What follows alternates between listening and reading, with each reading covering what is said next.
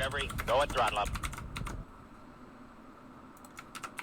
I'm going to flip us over to Kerbal. I'll bring you guys up to speed on what our mission today is. Kyrenscape, excuse me. 20-month resub. No deorbit on this one. All performance was used on direct MEO insertion. It's not what I was reading a little bit earlier, Phil, but then again, that was somebody talking in chat. Maybe they were wrong. So, actually, Phil, that explains why SES3 was so far away, because they're trying to control the perigee so the stage decays. That makes more sense. 10 years ago, would you have imagined 58 launches a year or 2 launches in a day? No. No, Grayson, absolutely not. Guys, I'm not going to lie to you. Being a space fan is cool. It's the new hotness right now, and that's fine. I'm not going to gatekeep it or anything. Like, no, it's awesome, and it's cool to get hyped up about it. I will say 10 years ago, it sucked. It sucked, and it wasn't cool. Yeah. Your OG, yeah, I try not to think about it like that. But yeah, it sucked, man. The turnaround has been one heck of a roller coaster. You know? It sucked, dude. I'm still salty about Constellation getting canceled, guys. I'm not gonna lie to you. Still salty about that. I don't know if you know, Last, please. Okay. Theoretically, the entropy in absolute 0 is 0. However, the second law of thermodynamics says that entropy of the universe is continuously increasing. Like my belly. I can't. It's irreversible. Like my raincoat.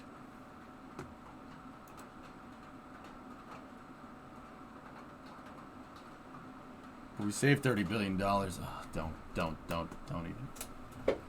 Like your mom. Wait, what? What?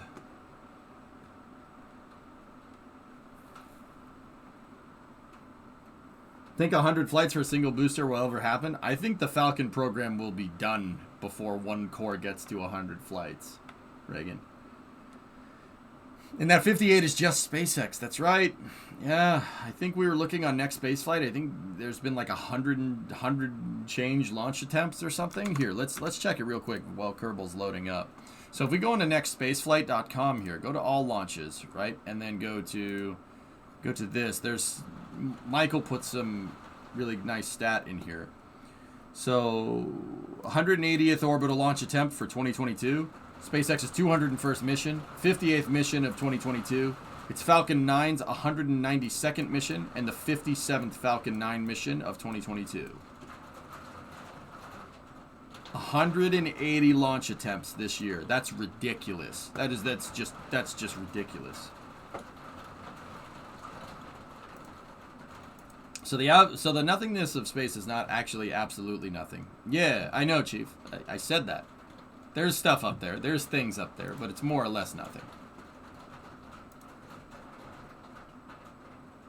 But, like, the thing is, Chief, when I'm going to explain that to somebody, I don't want to be like, there's nothing, but there's something, but there's also nothing. It's more nothing than anything. But, yeah, no, you're not wrong, dude. 180, that's like every other day. What day of the year is it?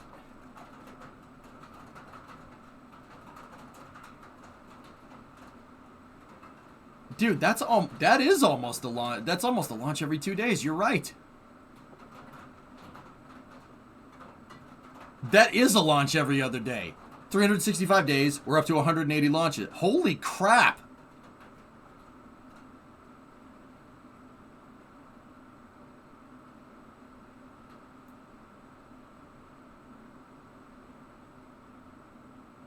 What will really bake your bacon is what will happen when protons begin to decay. Oh. Ajox. Ajox, I thought we were friends, man. I thought we were friends. Why would you do this? You want to see how... Dude, look at how many hats I have on the ground today. Why? Why do you hate me? Why do you hate me so much? You'll need more? I still have more. I just don't feel like reaching them, so I grabbed one up off the ground. You're gonna lose all your hair, SMH. Well, so then stop hitting the command then! I'm gonna get you a super sick hat, and then maybe stop. Oh my god. You really need to up the price of that damn command. What hair? Hey! I still have some. I still got a little bit left, okay? Okay? It's a cowlick, alright? That's... Don't get old. Don't get old. Oh yeah, the HLS stuff. Thank you for reminding me. I wanted to check that out here. Don't get old. Step 1, be young. Step 2, don't get old. Step 3, Step 4, profit. All right, what do you got, Forge? When did this PDIF come out? Let me see. PDIF. Oh, well. Hey, moron, it says it right there.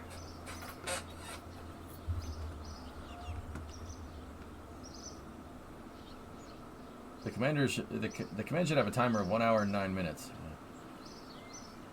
The guy that gave your hair missed this spot.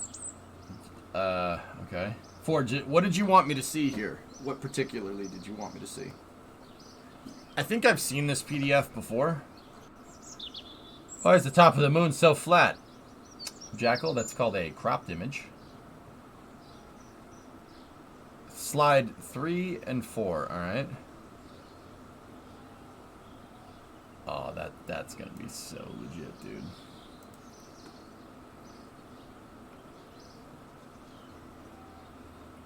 We also got the confirmation from Bill that SpaceX will attempt an uncrewed HLS mission in late 2023, right? Go throttle up. Ideally, Blinga, yeah. Hey, Lewis, 14-month resub.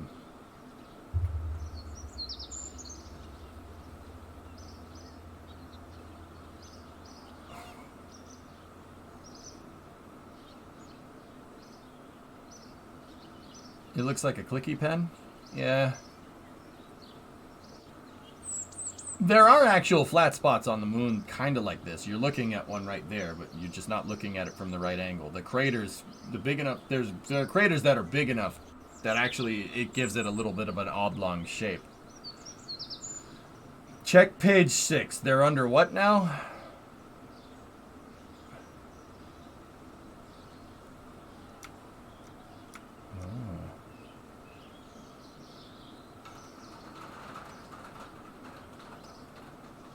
Huh. Interesting.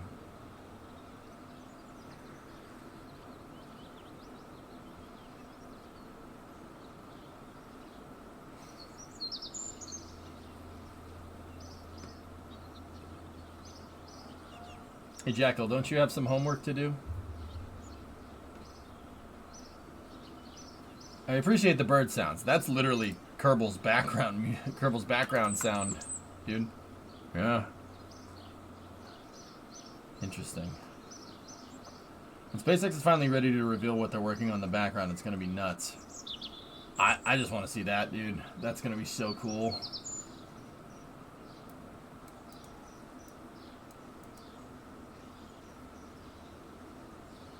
This whole architecture is gonna be wild, man. It's gonna be wild. I'm rooting for him every step of the way. That's gonna be so legit, dude. Look at the astronauts. See the astronauts down there? Look at how big that thing actually is. Don't you have some Kerbal to do? Yeah, maybe at your mom's house. Frickin' roasted. So, guys, check this out. We actually got the ground stations figured out. So all of my Deep Space Network tracking stations are on. And tonight we will launch TDRS 2. So let's jump into it. There's no birds on the moon. Discovery, go at throttle up. Hey, Minuteman. Thanks for the sub, dude. I've been bait. Sure. How do they intend to get down from Starship? An elevator, Jim. Think like a window washer. Like washing windows on the side of a skyscraper. Literally something like that. The door opens up. And when the door opens up, it attaches rails and then a freaking elevator. Yeah, really cool. What did you have to do to get them working? It was, believe it or not, the difficulty settings. So you have to go into advanced, so you have to enable extra ground stations. It technically detects the Kerbal Konstruct stuff as the secondary ground stations. That option has to be on. And then you go into Kerbal Konstructs, and you have to enable ComNet ground stations, which we already had, and then leave stock ComNet out. And that makes it so only your ground stations are activated. That's what you have to do. Yeah. I do not want to sit here and tell you how long it took me to figure that out.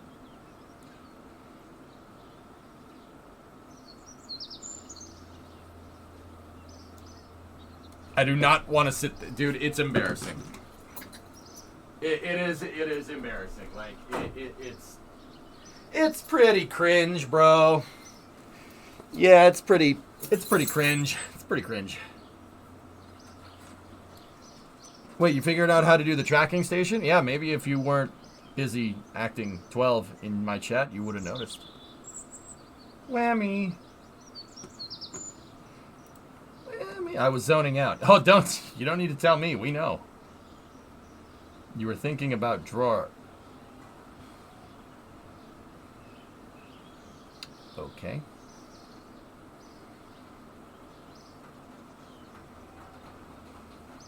Wolf, don't just ignore this part.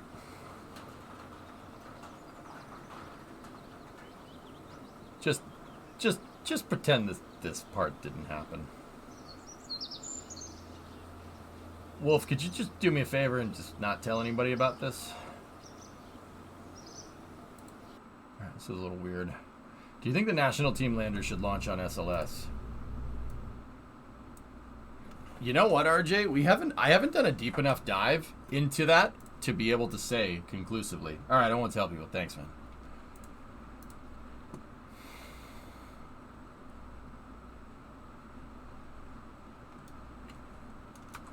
No, that's fine.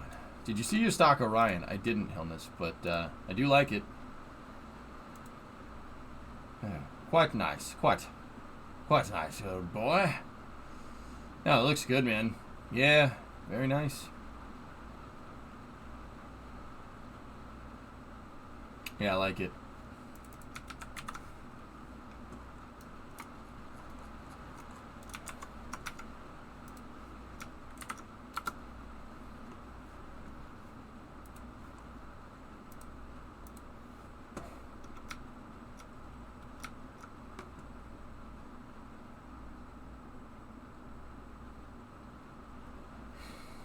Why do Kerbals need human-sized craft? They could use things much smaller.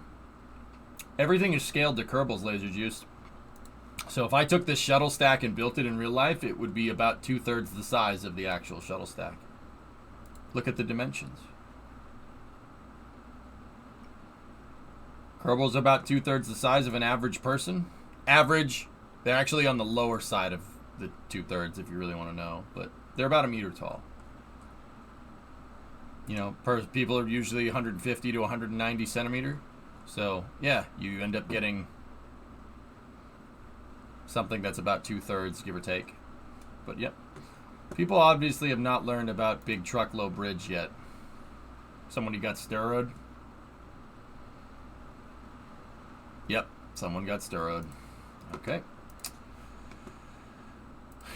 Alright, so this thing should pretty much be ready to go, guys. We have Tidris 2 in there, and we have Pathfinder, and we are going to put Lisbon and Rondard on there. We got to give them their orange suits. And let's, guys, we're going to jump right into it, dudes. We're going. Shuttle's ready to go. The configuration shouldn't have changed very much, so let's get to it. Let's bring up the mission mode log here. We'll save the Centaur recovery for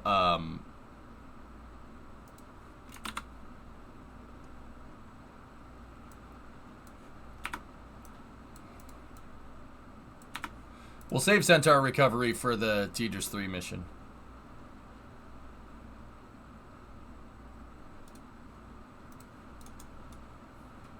Just change symbols. I'm sorry?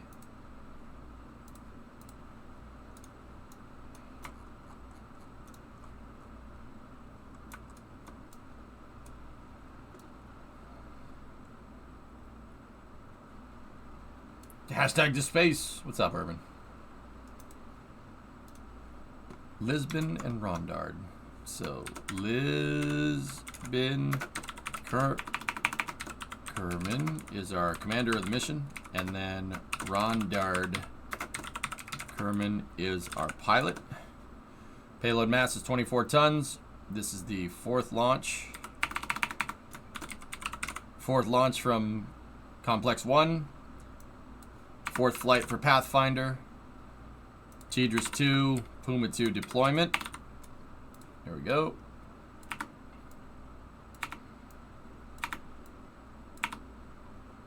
Same cost as last time.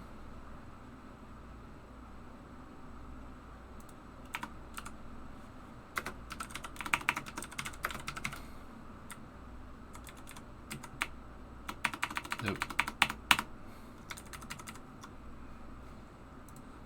Okay. Let's go. Get her out on the pad. And we will send it.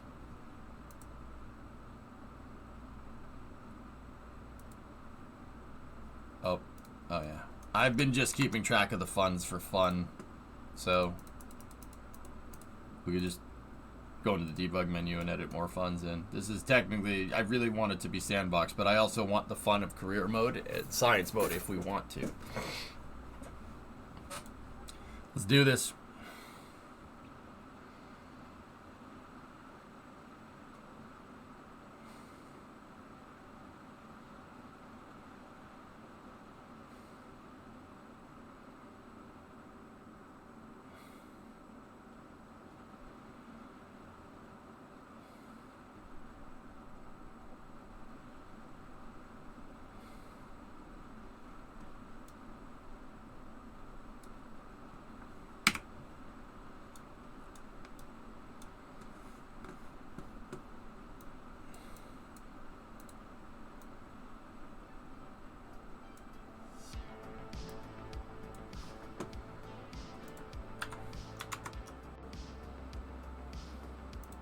So launch date, year 1, day 17, 00:56:24.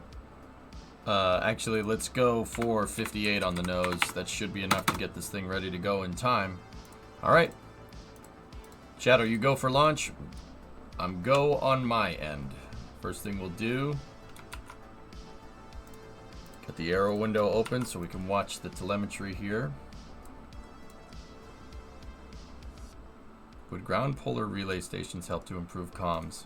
Depends on what you're trying to do.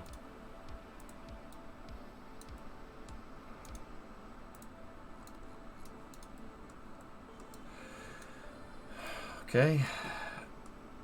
Pathfinder is switching over to internal power now and turning on its 3 onboard fuel cells.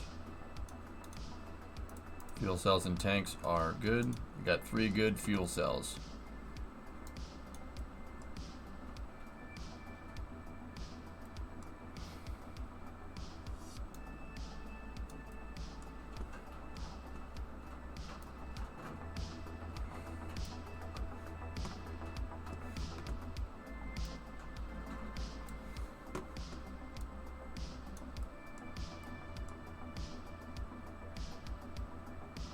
We're 1 minute, T-minus 1 minute and counting.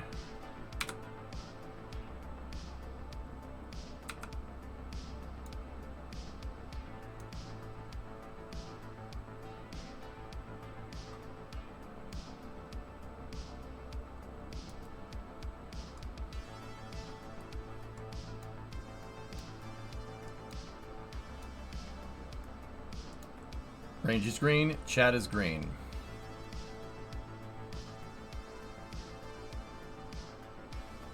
GLS is go for auto sequencer start.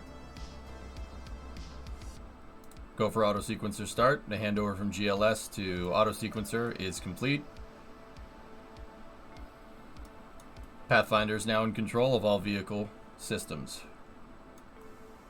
Weather guy says weather is go, range is green.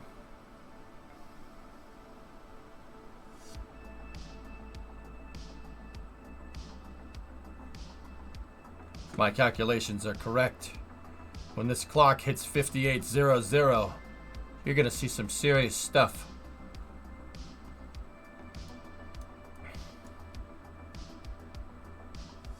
"20 seconds. 15. 12, 11, 10, 9, 8, 7, 6, 5, 4, 3, 2, 1. Boosters and lift off. CTS-4 carrying the Tejas-2 satellite. Got a good lift. Cleared the pad. Shuttle, you go for roll program.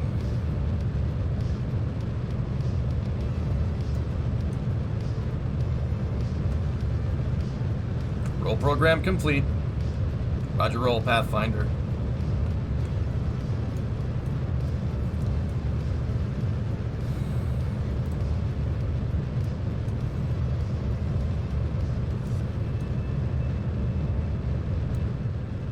All systems looking real good here.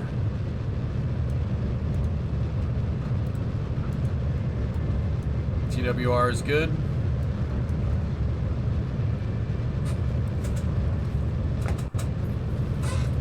Hat staging is complete.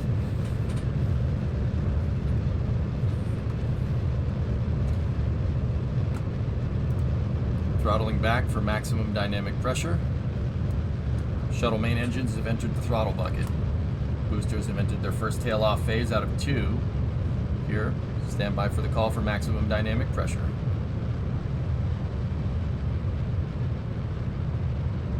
We have max Q. Stand by for the call at throttle up. 50 seconds in. Copy of good hat staging.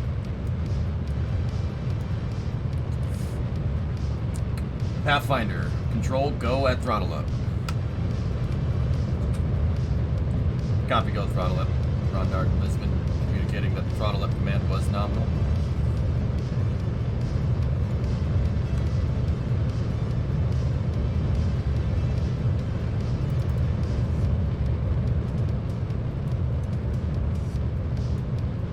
Trees, trees, trees. Okay, we're good.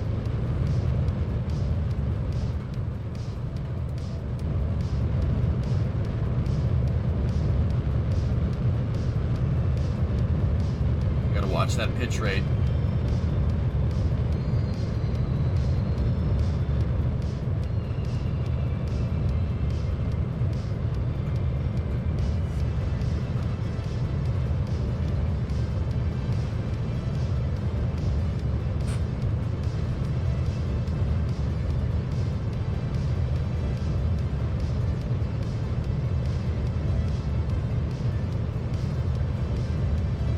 Stand by for the next step of the flight, which should be booster tail off.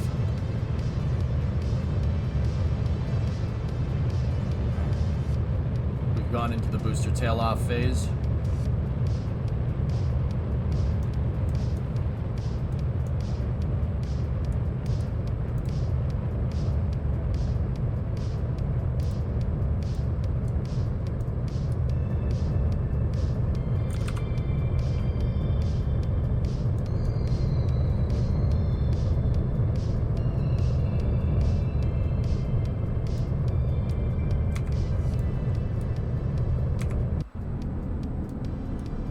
Thrust tailing off on the SRB, standing by for separation.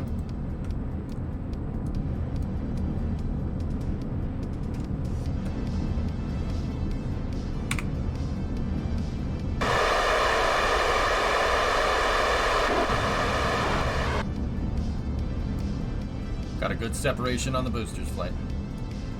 103 converge.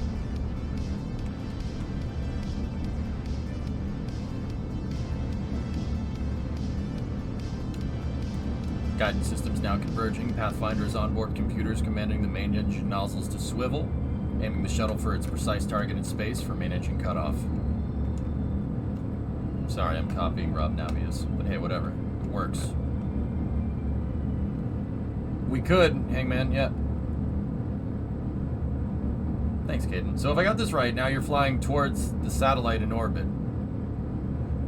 From there, make a 4-hour orbit around Earth. Release the satellite. When you've gone around 4 hours, it'll be 2 hours ahead. You got it, Timical. Yeah, it's not as complicated as you think it is. It really isn't.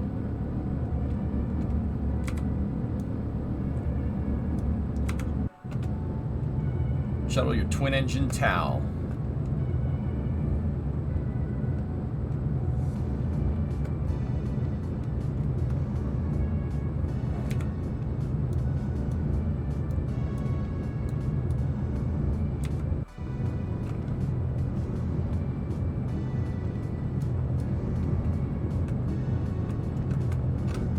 It was so nice hearing Rob Navius again, Phil, cover a launch with Artemis 1. It made me so damn happy.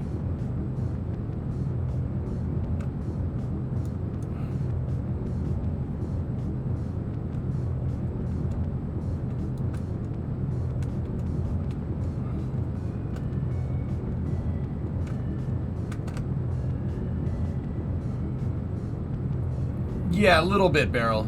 I want to get into a habit of doing that again, but we haven't been for the first couple of shuttle missions. But we will in the future, like when we're warping out to go to the moon, shuttle missions will... Yeah, there'll be a good spacing between the missions. You gotta remember, my shuttle has a shelf life on orbit. It can't stay up there forever. It'll run out of fuel.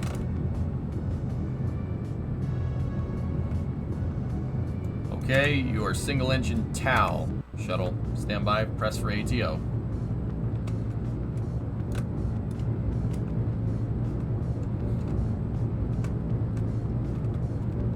Shuttle will now do a wings up maneuver for acquisition through Tidris as it goes over the hill and loses signal with KSC.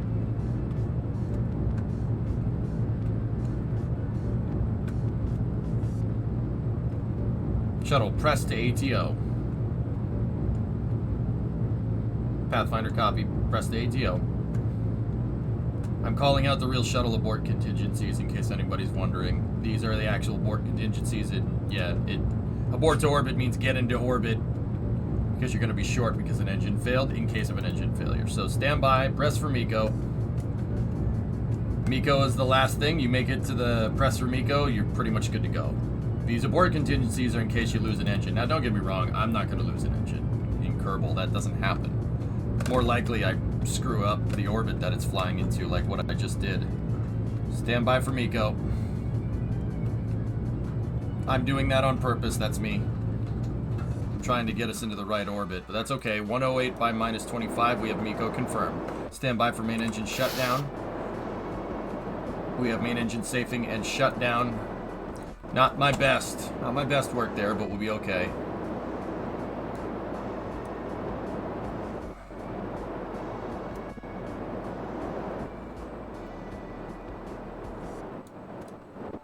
Okay. Coming up on ET separation here.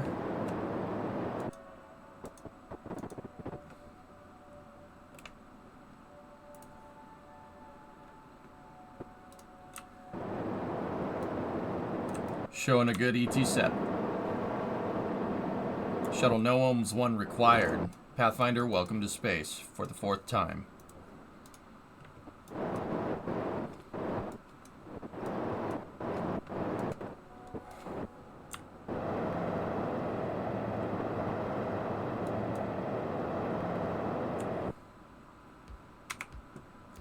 Alright, let's get to those boosters.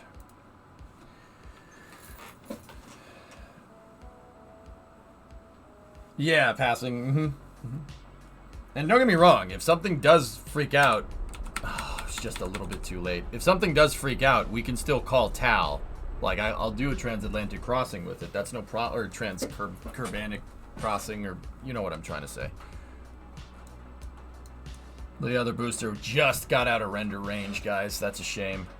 What are the names of your new shuttle fleet? Only Pathfinder is the only orbiter we have right now, Ivan.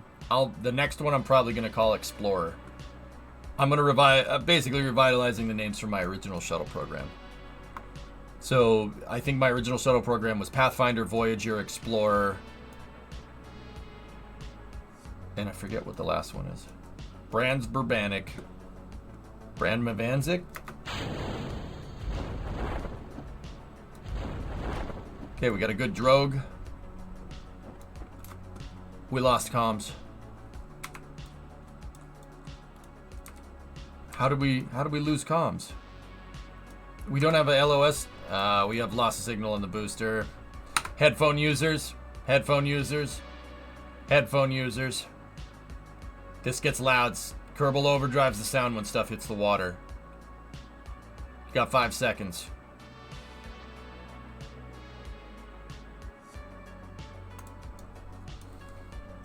See what I mean? That's a shame we didn't get our boosters back, but that's okay.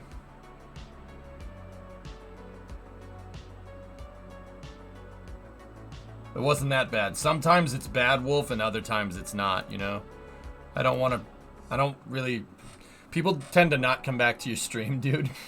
If you blow the sound out and hurt their ears. They tend to be like, yeah, screw that stream, you know? So, it's better to warn and be wrong about it than it is to just straight up be wrong about it and have it blow someone's eardrums out, you know?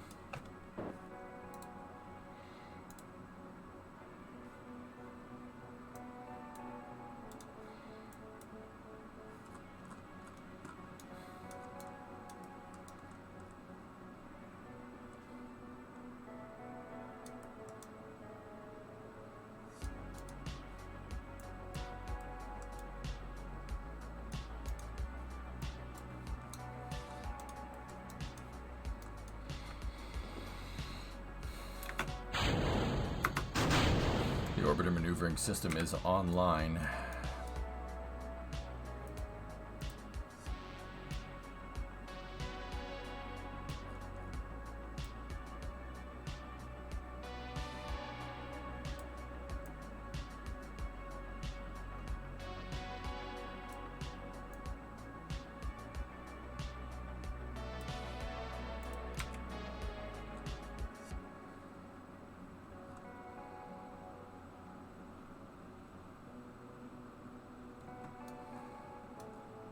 Nice, Aqualex, yeah.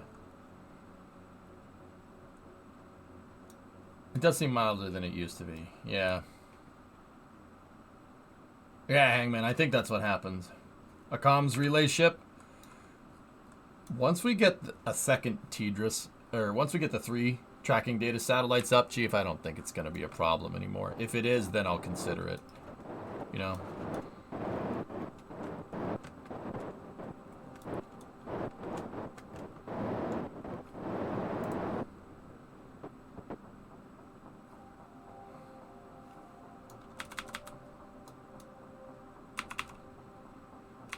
Okay.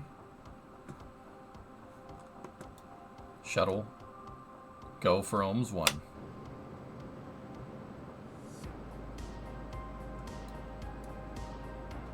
RP1 when? I like playing stock KSP. It's easier to implement stuff into Spruce. It's not that I can't play RSSRO, it's that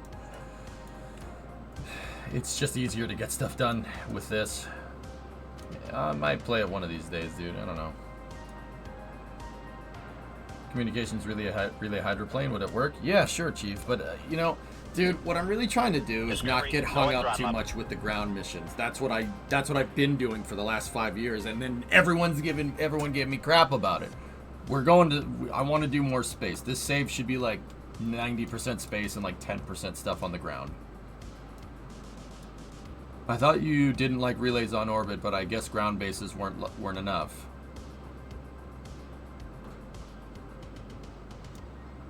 The tracking data and relay satellites are only good enough to get at stuff in low Earth orbit. They really can't even get past Minmus. It's not a deep space relay, it's just a relay network. I built ground stations, like Diego Kerman right there. I built ground stations to be able to go further into space. Though that's a deep space network on the ground. So deep space tracking satellite, deep space relay satellites don't make a lot of sense. That nothing like that exists in real life. Because we can't get a 70-meter dish up into space. You know what I mean? It's easier to just put it on the ground. So the tracking data satellites, right? TDRS is for anything basically in here. Now, don't get me wrong, that TDRS don't work like that in real life, but the way that the relays kind of unfolded with this dude, they're still powerful enough to get out maybe to min-miss, but not much more.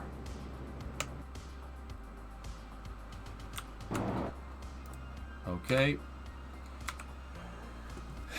Shuttle, we're showing a nominal ohms 2 burn. You're go for payload bay door open and go for on-orbit operations.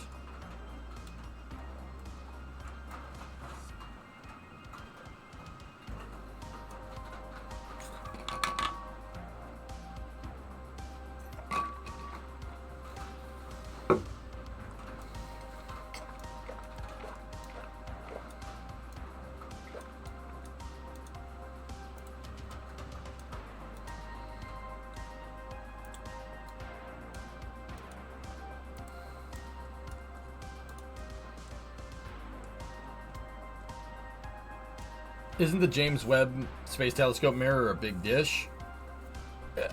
Rasmio, James Webb's array is like 8 meters. 8 meters wide, like fully unfolded. Now, the dish that NASA uses to communicate with James Webb is 70 meters wide. Yeah, so yes it is, and it's one of the biggest ones we've launched into space. It is literally nowhere near the Deep Space Network parabolic antenna size. It's not even close.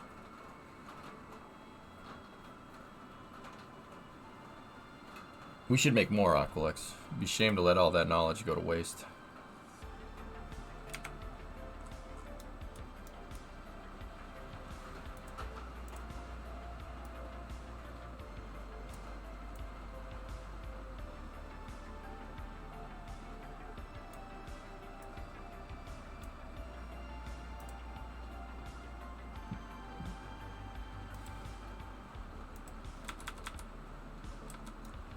Discovery, go at throttle up. Hey Dragon Auto, what's up, man? How long till they try? He's still gonna try 70 meter in space. I think if someone pays him, he'll do that. He's working on making the system that gets the thing into space, not necessarily the thing. You know what I'm saying? You know what I'm saying, brah? You know what I'm saying? Stand by for the ohms 3 burn. We had to screw with that a little bit. Hang on. So we had a 109 kilometer by negative, I think it was negative 10 kilometer. We'll have to go back in the VOD and check. That's good enough. It's good enough to make it work.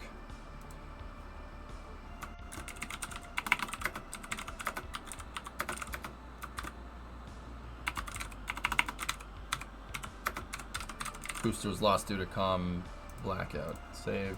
Okay.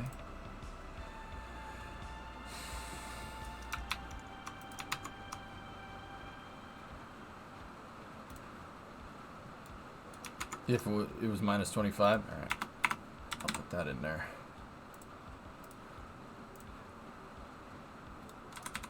Dude, it is still raining out here. Can you believe that? Okay. Go for ohms 3.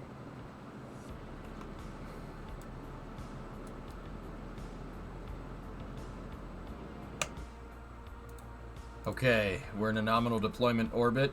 100 by 100. Everything's looking good. Go for on-orbit operations.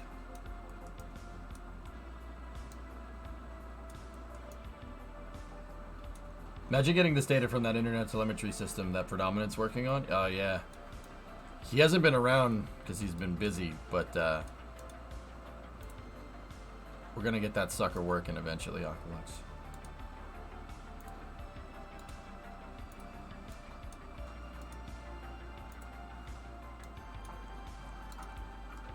Okay, shutting down the orbiter maneuvering system for now.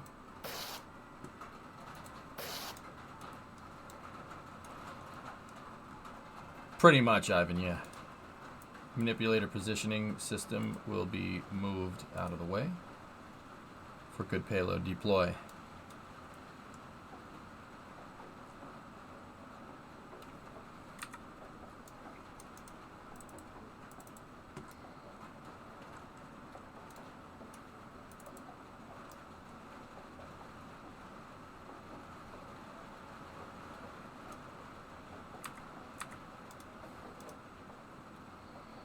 Teeter says short range antenna will be extended here.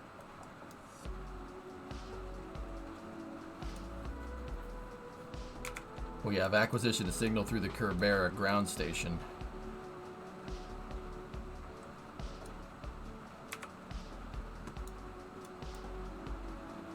The runway that we made is down there somewhere.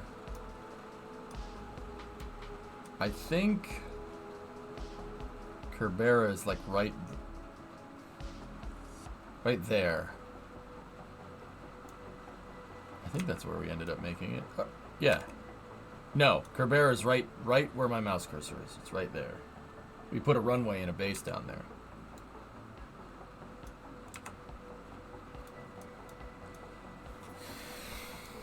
Okay. We have to configure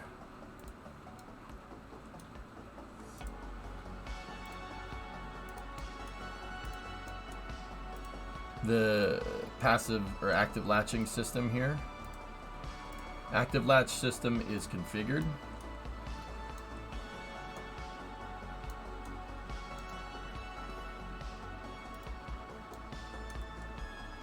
Releasing the locking pins on the CIS or PISS. The Puma integrated support structure. It's literally called PISS. Oh, I didn't even notice that. We're releasing the latching pins on the PISS. Damn it. Why did I call it that? The structure in real life is called the Centaur Integrated Support Structure, CISS. I decided to name our Centaur G-Stage Puma, so it's technically PISS.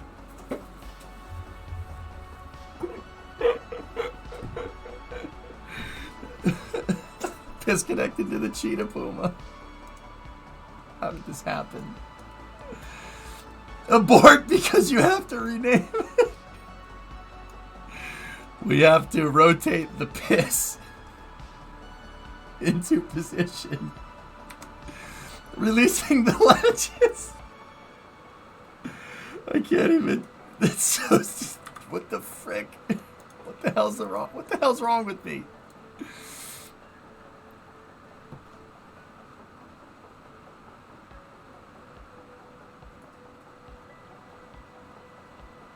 We are rotating the PISS. No, Urban, please don't. Because I'm afraid of the answer.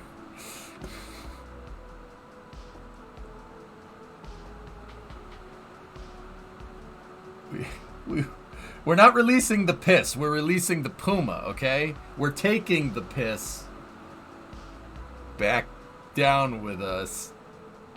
Damn it. We have motion on the PISS. Why did I name it that? What's wrong with me? What am I doing? Oh my god. We are taking the PISS back down with us.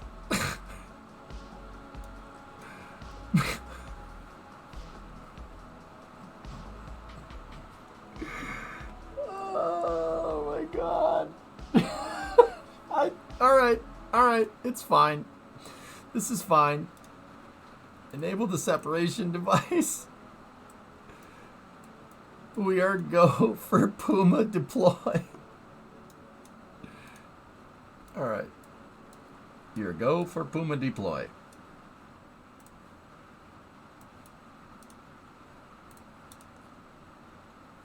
Puma deploy is nominal.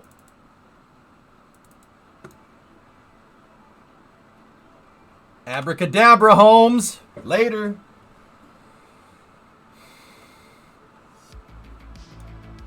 Oh, that's so cool. Oh, that's so cool. Here, hold on, guys.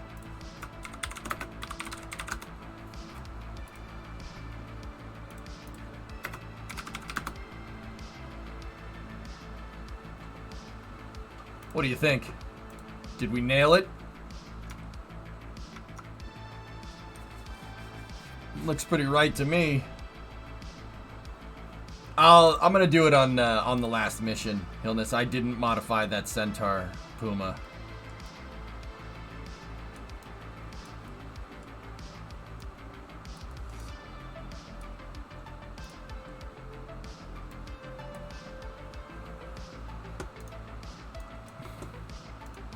we're going to rotate the piss back into position.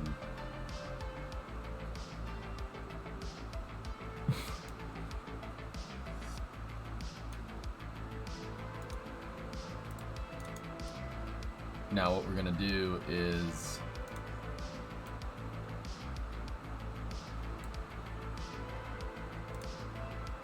we gotta extend the shuttle's KU band antenna for good telemetry.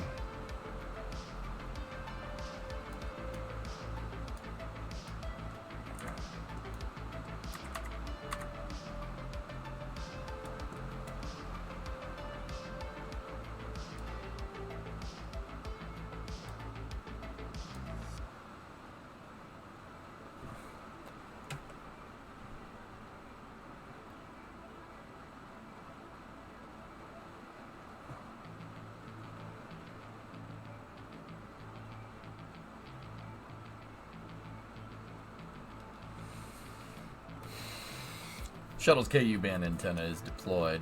Piss is back in its rotated position. Damn it. What's wrong with me? Locking out and securing pin rotisserie mechanism. Okay, the shuttle is in a safe configuration. Now you.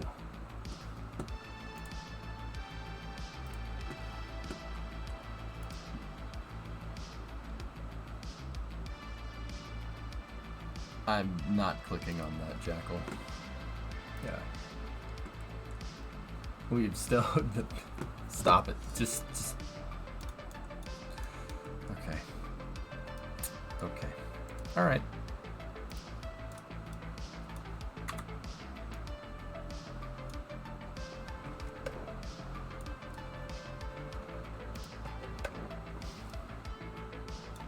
Probably shut those down so, you know, we don't outgas into the solar panel. That's because, you know, that's realistic, right?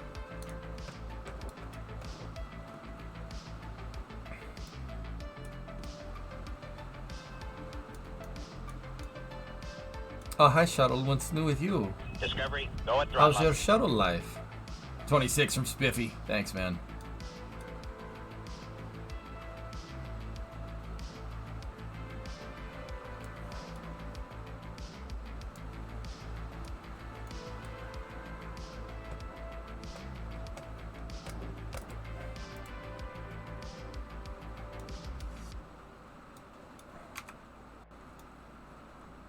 Alright, so what we need to do now is set that as target. We need to set Tidris 1 as target, and we need to get a rendezvous with it, give or take. So we're going to set this for a rendezvous. Move it around. We're going to bring it around town. Bring it around town. Set us to a fine control system here. Just going to give her a quick, you know, a little bit of this. Then a little, you know, a little bit of that right there. Oh, hey.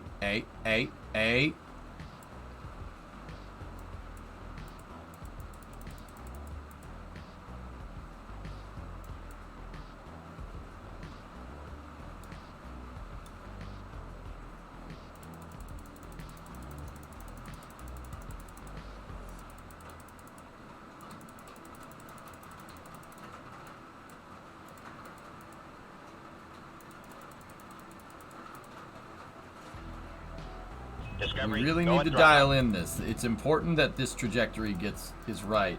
There we go. It has to be as close as possible. We can mess with it in a little bit, but hey Sam, 43-month resub. All right, so what we're gonna do now? Discovery, go at throttle. 36 months. Then you do this and that and this and that and this and that and then let's step on your right foot. Don't forget it. Okay, we're gonna open up the tanks and begin chill down for the Cheetah Puma.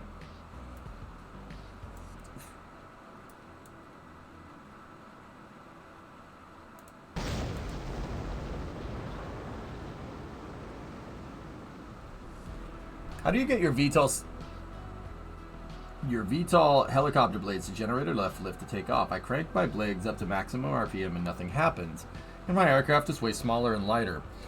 Badger, you got to learn what a collective is. What a collective and a cyclic does. So, okay. Helicopter blades are spinning, right? Obviously. The blades have variable pitch. Right? Variable pitch. So just picture a Huey, right? You have two blades. This one's going this way, this one's going this way. It's rotating, right? So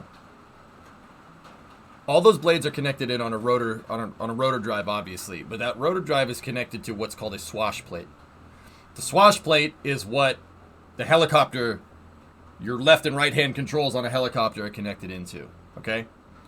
Spinning the blades is not going to do anything if the blades are just flat, like this. It's not going to do anything. You're just spinning blades. You made a whirligig. What you have to do is understand there's two things that govern kind of how a helicopter flies around with a huge spinning mechanism like that. You have cyclic and you have collective. What do those do? Collective will collectively pitch the blades. I mean, in this particular scenario, they'd go opposite of each other, right? But if you were looking at both these blades next to each other, you collectively pitch all the blades at once. That's your up and down movement for a helicopter. You turn the blade collective down and the blade spinning, it's going to go down. You collective up, you're going to go up. Now, here's the real mind frick about a helicopter. You also have a cyclic control, so cyclic, right? So what does that do? That cycles the pitch as the blade goes around. So when the blade spins around, if you move the cyclic on a helicopter and you move it to the right, I can unpause this. We're just coasting. And you turn it to the right. Basically, on the starboard side of the helicopter, the blade's going to be pitched, and by the time it rotates around to the other side of the helicopter, it's going to be flat. That will move your center of lift. It'll move your center of lift away from your center of mass, and you'll go that way. The controls are actually inverted. Going to the right would pitch up the left side, so your center of lift goes to the left of your center of mass temporarily, and you turn. Basically, cycling the pitch on your blades can get you to go up, down, left, and right. That's how helicopters move around. It's all connected to what's called a swash plate. This is some hardcore stuff, dude. Take a look.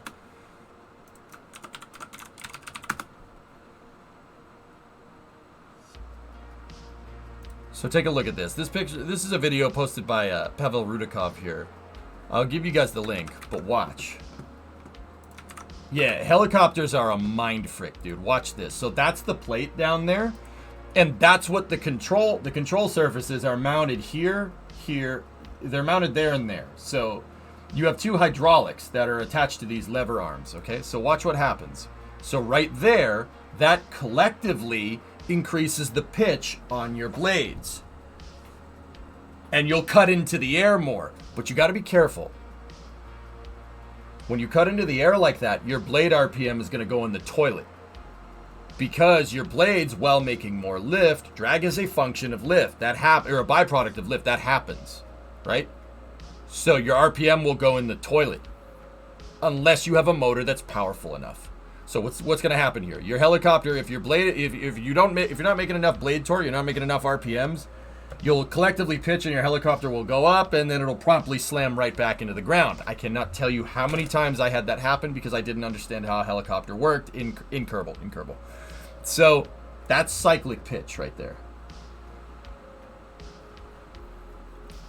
Or that's collective pitch. Now cyclic pitch is where you tilt the swash plate. Now watch the blades. I'll go to the other side here. Watch. The view in the bottom left. You are cycling the pitch as you rotate around. And that makes it so it moves the center of lift to one side of the center of gravity depending on where you're moving the cyclic. That's what the main joystick on a helicopter does. Oh, nice, Brian. There you go.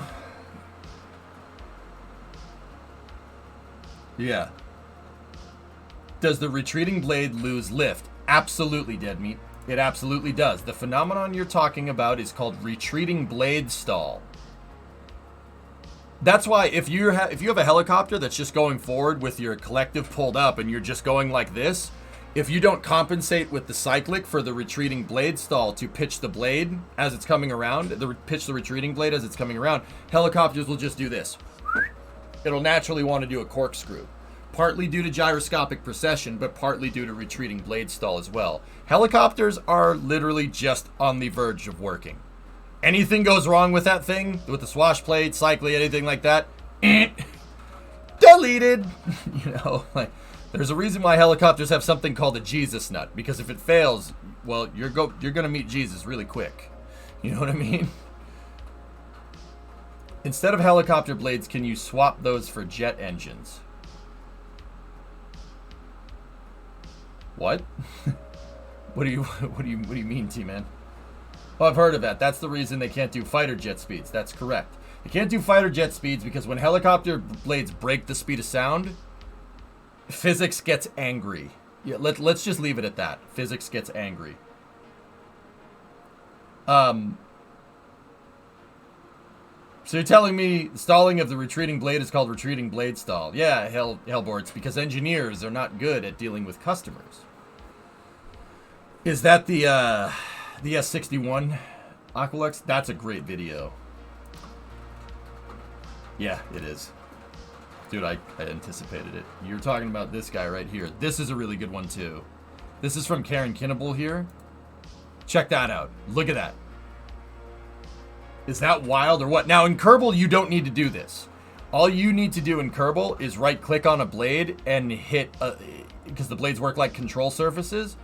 Check your authority limiter for how much you want your blade to pitch. And then what I do is I bind the pitch.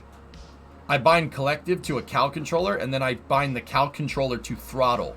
So my throttle is my collective now instead of engine throttle. Because helicopters do not really throttle their engine too much. They don't do that.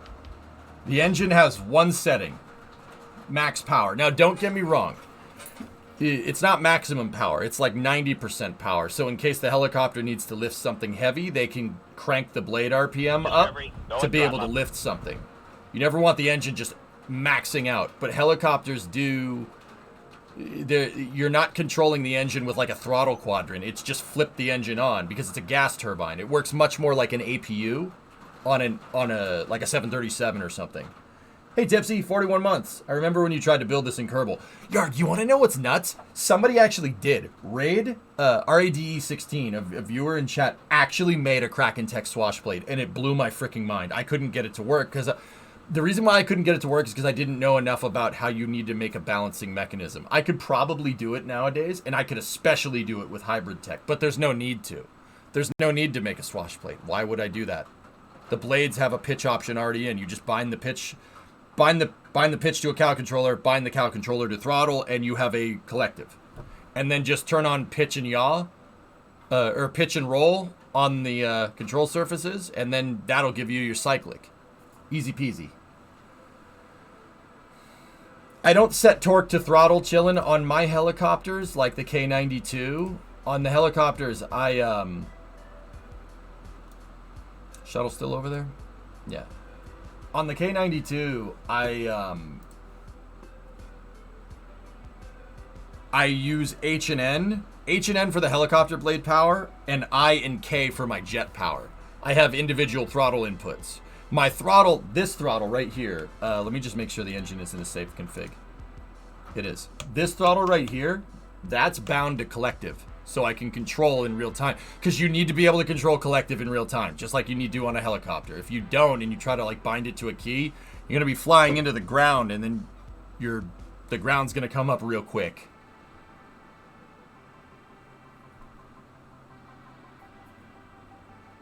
That's right, Caden. Mm-hmm. Yep. How do you set them to H and N? Right click, set it to an individual throttle, and then go from there. It would be like an F-35 with mixed helicopter usage. Trying to get jet engines to do what a helicopter engine can, what a helicopter blade can do, T-Man doesn't really... that hasn't been invented yet. A turbofan with variable pitch geometry would be... that would be a game changer, actually. Now, I'm pretty sure someone's tried to do that, but no one's ever been able to do it effectively. So, like, a turbofan, like on a 737, but you can, with the blades, that would make a great VTOL. Right now, the closest thing we've ever come to that is a V22 and the V280. The V280 Valor have, like, a hybrid between propeller blades and helicopter blades. It's, like, halfway in between, because it's designed to do both things, right? Yep, other rule of helicopters. If it's leaking oil, there's oil in it. It's good to fly. If there's no oil underneath your helicopter, it means it has no oil in it. Don't start it. That's a joke. But also. Alright, let's get up to our burn, shall we?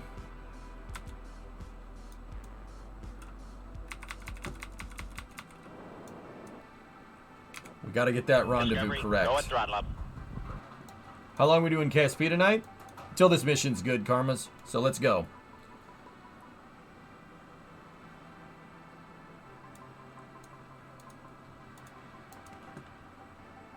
Alright. We have a 1 minute 32 seconds on the burn, so at 46 seconds we will initiate the burn. Works with old cars as well. Oh, yeah.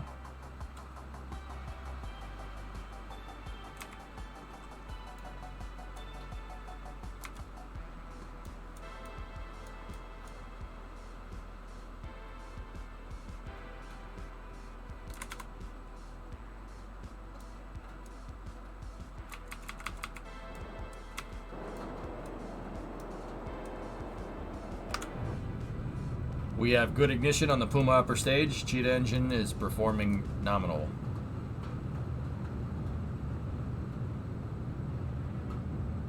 Explain why you cut the burn in half. Well, Urban, if the burn is a 30-second burn, right, you don't want to start at point of burn. You want to split it to get a more accurate insertion to what your trajectory is, because it takes time to do the burn. You don't want to start the burn right, because you don't burn instantaneously, right? It takes time. So you average you take the mean burn time and you set it so you're halfway through your burn at T-0. It gives you a more accurate insertion. See? At T-1, we're exactly halfway through the burn.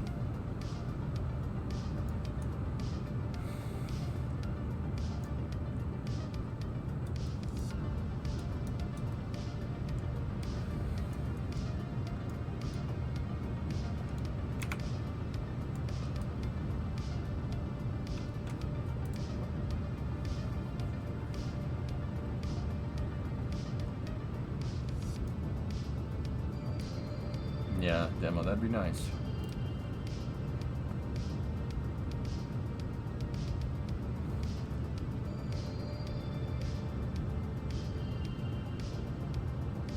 Five seconds until CKAN. CKAN confirmed. And we're now going to use the RCS to shore up our burn here.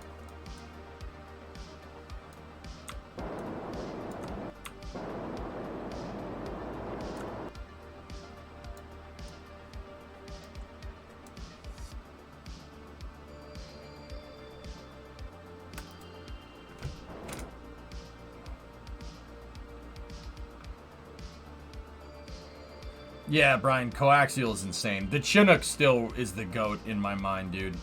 How that thing stays together and doesn't just rip itself in half or have the blades hit each other or anything is well beyond my understanding.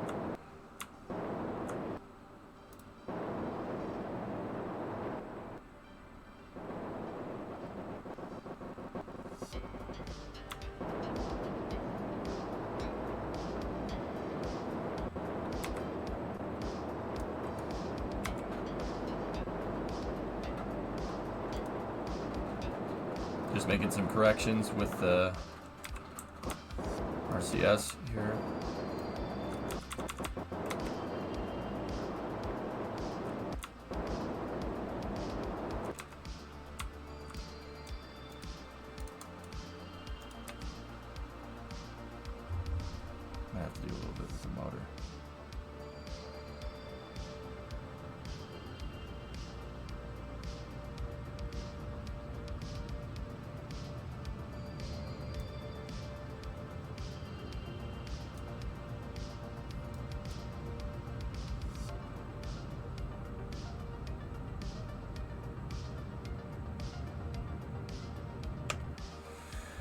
That's good enough.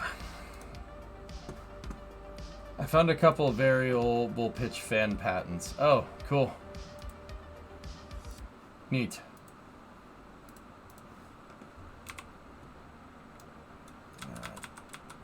It's not ideal.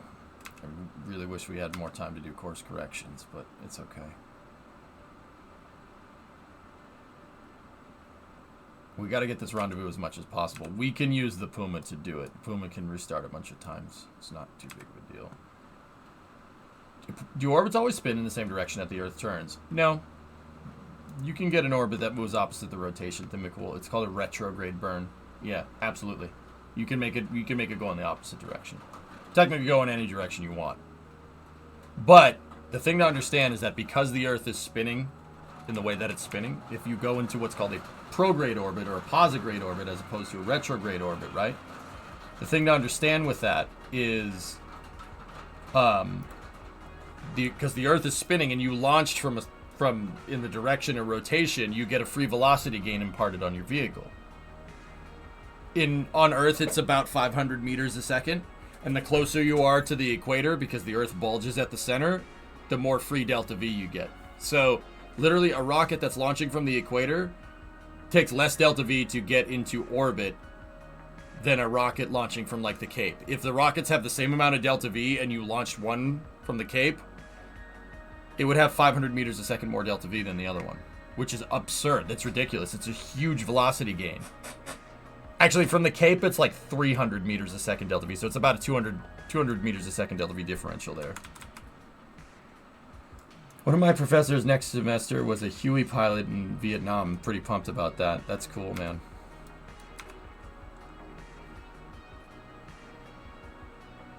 Retrograde orbit's expensive. So yeah, if you want to go in the opposite direction, you have to have an extra 500 meters a second delta V. That's why polar orbit launches are, well, not polar orbit.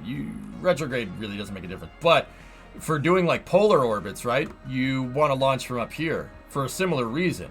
Down here, you're spinning in that direction. If you launch in a polar orbit from a near equatorial launch site, your trajectory is going to look like a dog leg. If you watch the SWAT launch with me this morning, like that, the trajectory from SWAT basically does exactly what I'm talking about. The reason why is because you have to negate going sideways because you're trying to go up and down, if that makes any sense. Dogleg. If you looked at the ground track pop of the ascent profile, like if you're looking at it on a 2D map view, you'll see the launch, and the launch will curve on a parabolic line, like looking top down. Oh yeah, really cool stuff.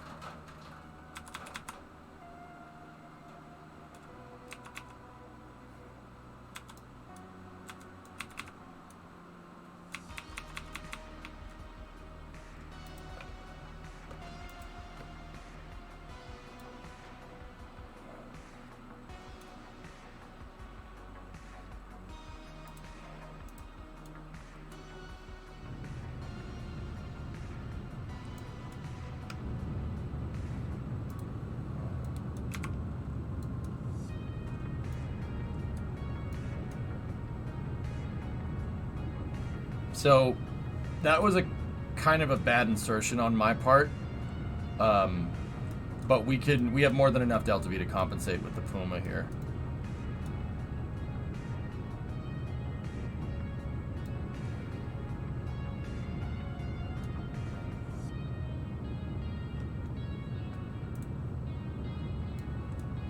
I didn't really intend to circularize with this thing last time, but I'm going to need it to get this satellite into the right orbit. And a Centaur could do something like this in real life if the satellite was light enough, just like ours.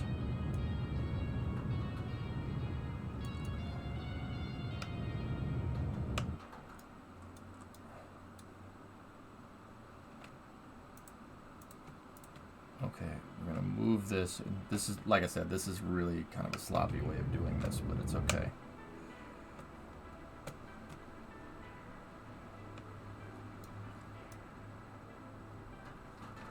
I'm gonna, for the most part, do a rendezvous with this thing, but we're not gonna we don't need to get too near it. This is good enough. I need to match its inclination. That's really, really important. Fortunately, my Tidris satellites have control moment gyros that can move this thing around, and gyroscopes in KSP are notoriously overpowered anyway, so not that big of a deal. It's just, yeah.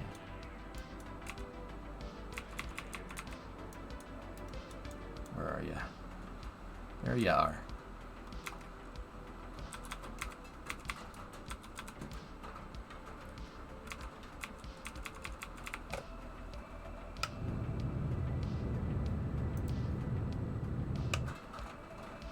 Oh, hey, guy.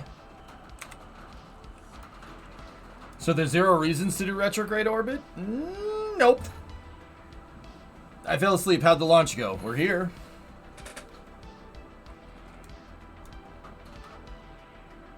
Yeah, Aqualex. Bingo. So we need to put ourselves into an orbit with a 4-hour orbital period here.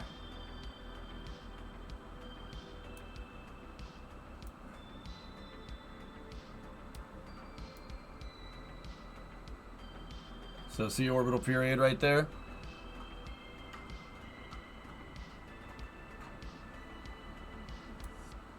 Because I want this 120 degrees behind here.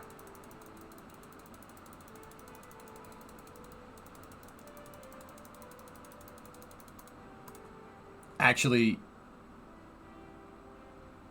yeah, that should do us right. What is it? It's an orbit, a geosynchronous orbit around Kerbal. It's 5 hour, 55 minute, 9 seconds. So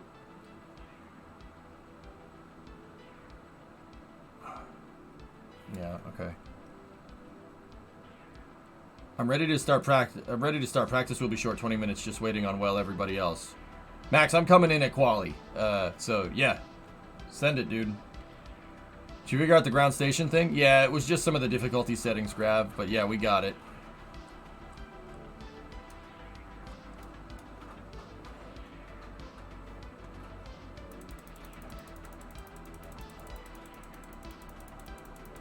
I know, it's just nobody's in voice. Okay.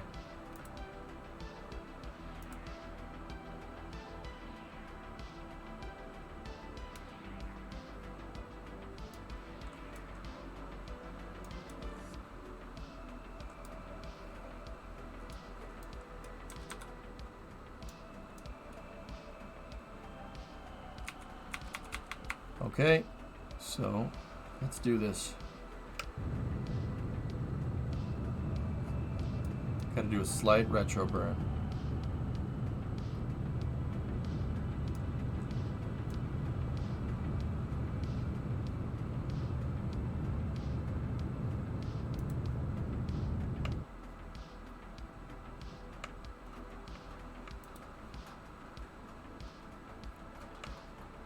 Good. So, if you look, the next time we're going to be at apogee here, we'll be right there. 120 degrees off for Tidris. Perfect.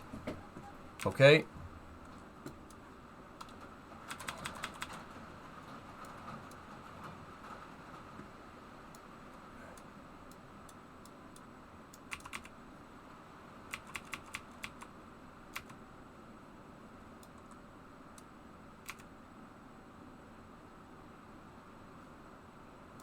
Now what we need to do is up at AP again. We need to recircularize up here.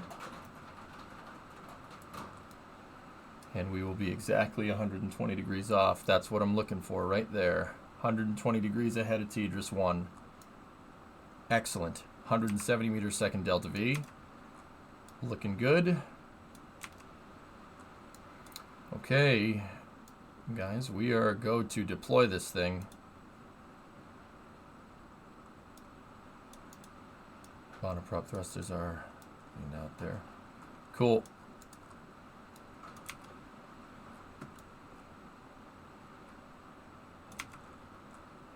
You're making a satellite network. Yep, yep.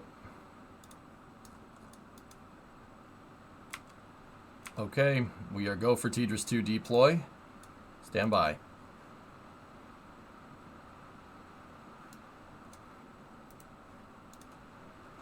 Tidris 2 deploy is nominal. Good. We got a good deploy on the satellite.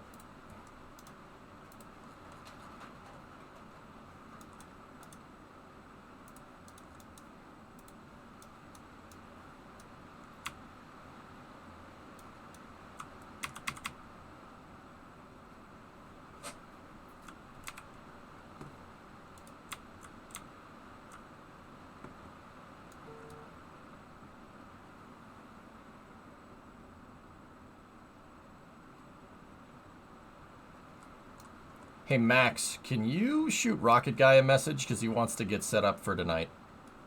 If it's not too much of a bother.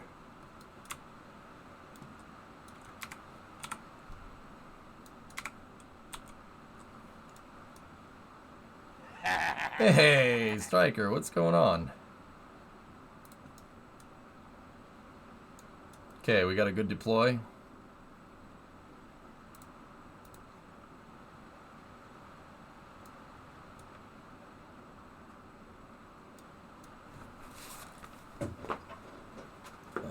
I don't know. This hat, I'll take that one.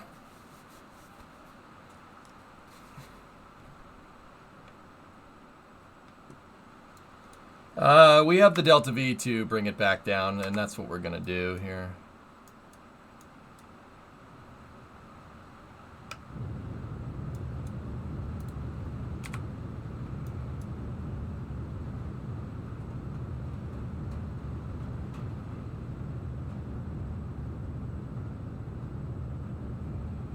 Not much here, just on one of my days off. How have you been? Fine.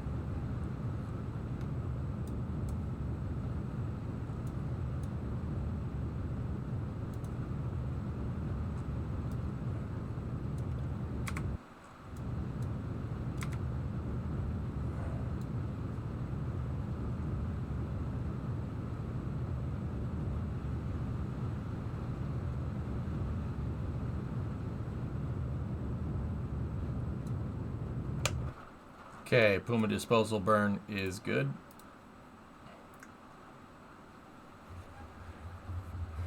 That hat is horrible. Change it again. Cool down, man. Sorry, you gotta live with it for a little while.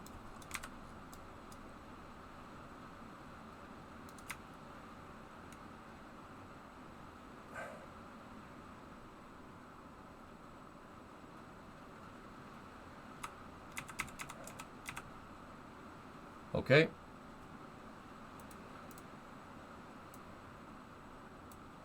Should be able to do a nice circularization here.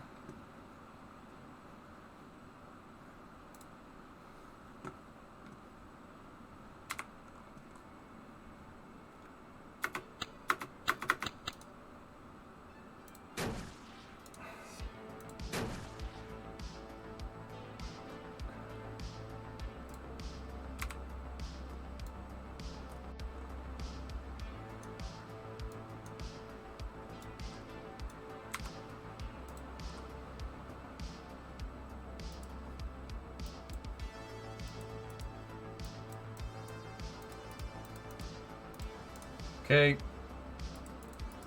Propulsion system is pressurized.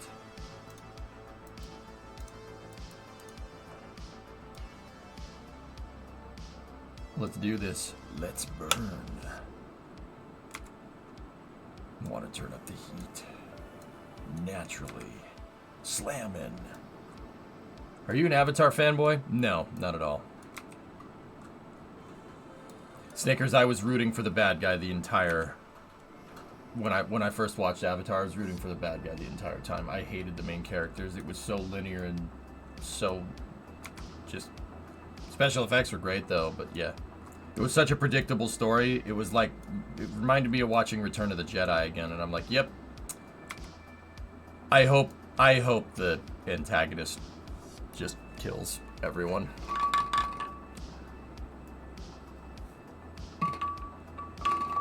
You want one of the native trees to die? Yeah, absolutely. It was so predictable. I was rooting for Colonel Quaritch the entire time. I was like, that guy's awesome. He has no delusions about what he does. He's not the bad guy. You're getting confused. Guy's getting paid to do a job. Alright? I was rooting for the entire time. I wish at the end he just curb stomped Jake Scully in that trailer with the freaking mech suit. That would have been sweet. Apparently, story-wise, the second one is worlds better. Yeah, I don't care. Yeah, I don't care.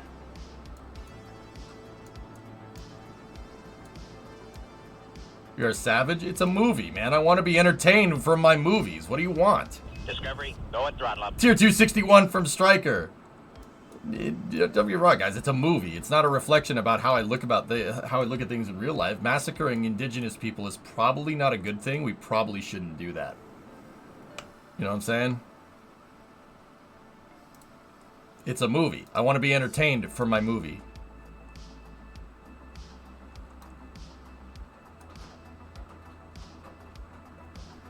It's just predictable. I knew what was going to happen. You knew what was going to... We all knew what was going to happen. Probably. Probably EJ's kind of sus. Shut up. It's not what I mean, and you know it. Alright, we got to put this thing into the right orbit.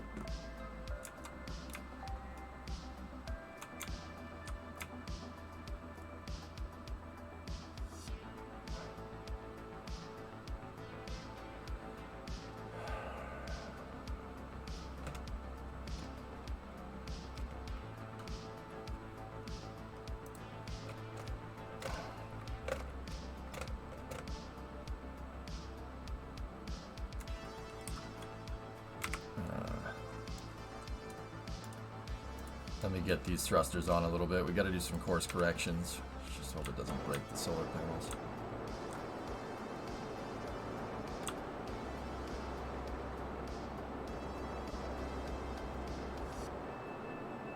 How does it feel to betray your own species? Yeah, dude. Jake Scully is a fraud. He's a fraud. The only reason he likes the Avatar is because he has his legs back.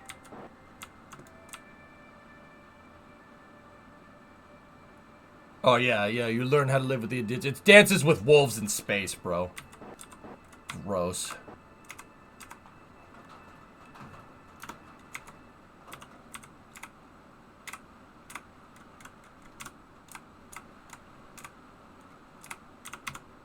It's true. Sorry, it's true. Fern Gully is, yeah, the same way. It's like, oh yeah, some mystical tar poop that looks like what I put in the toilet this morning is gonna freaking take over my logging machine. Oh, hey, Snow Crash. How you doing?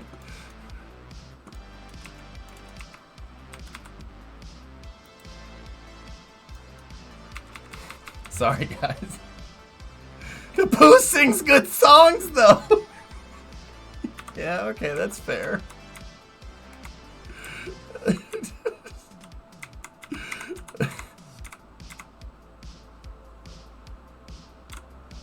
Oh yeah, there we go. We are aligned and in the proper orbit. Here we go. Rename TDRS2. All lowercase TDRS2. Did take two. Okay, yeah, all right, cool. That's what we call it. Bird. Okay. Start releasing the latching pins for the satellite deployment.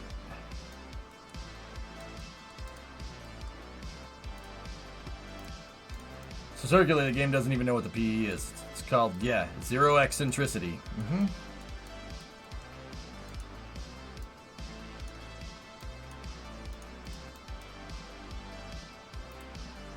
Set the CMG to radial in. Boom, baby. Actually, hold on. Pulse.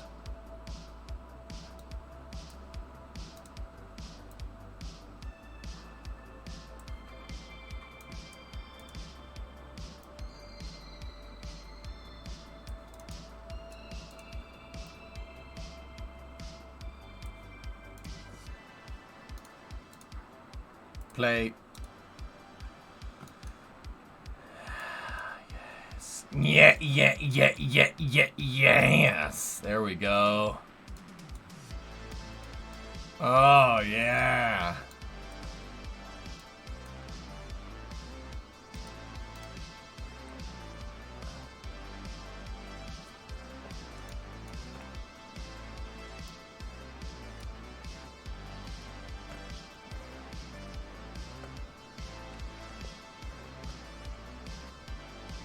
Yeah, it does, Doodles. I'm with you on that one. Okay, we gotta save the engines too.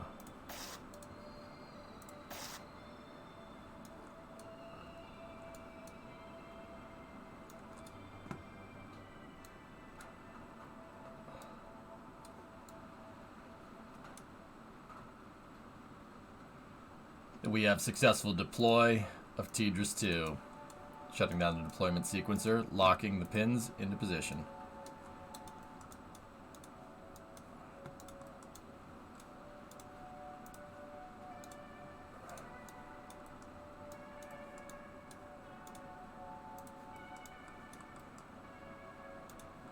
Yeah, guys, I don't know about you, man. I like my movies to be compelling.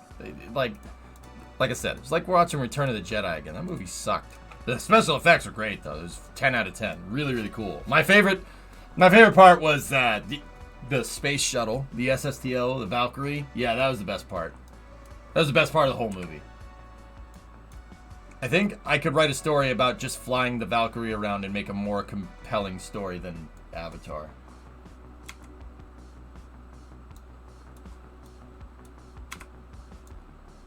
Okay, stages out. Tejas 2 is in the right position. So I figured out how to use the cow controllers to throttle up my blades, but I can't figure out how to link the pitch to the throttle. Before you go racing, would you mind showing? Let me get the shuttle back down.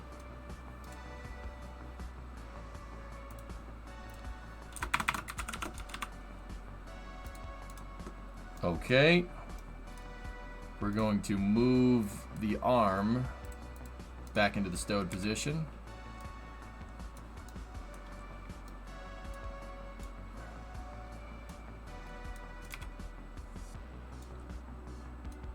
Arm is moving into the stowed spot. Pathfinder, you have a go for payload bay door close.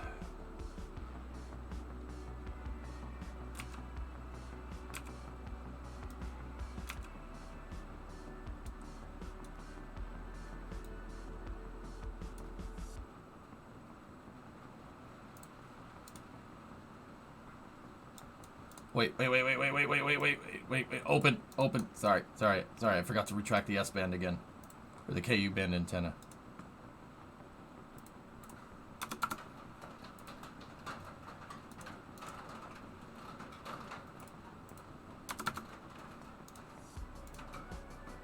Let me do that. I want to clip the damn antenna. So, Pathfinder, this is Mission Control. We were just kidding. Don't close the payload bay doors. We were just kidding. You know, it's a joke between some friends, am I right? We just scraped the dish on the... You know what, guys? We're just gonna forget that part happened, okay? Yeah, close the payload bay doors. And, yep. Let's get our maneuver node dialed in so we can bring this sucker home. Oh, and, yeah, Badger, for getting the cow controller... Click on the pitch axis, and then in the editor, click on the cow controller, and you'll be able to bind the axis to the. You'll be able to bind the cow controller to an axis.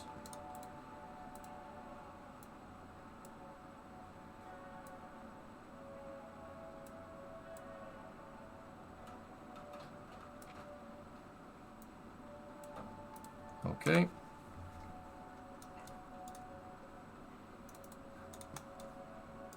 We are repressurizing the orbiter maneuvering system thrusters. Let's get this shuttle down. Can you guys not tell anybody about this? Yeah, can you guys maybe not tell anybody about this? You got it.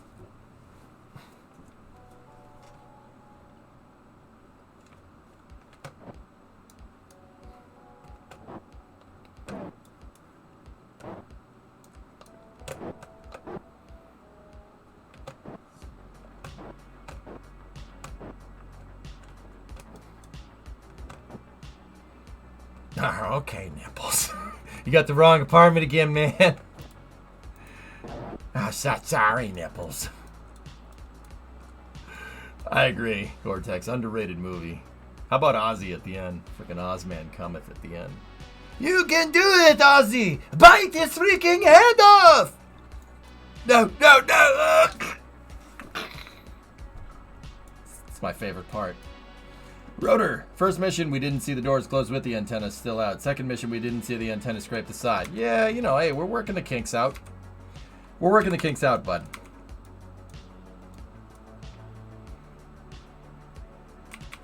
Rotor, I have a question for you, and this is very important. Alco switcher or GP38? This is an important... how you answer is very important.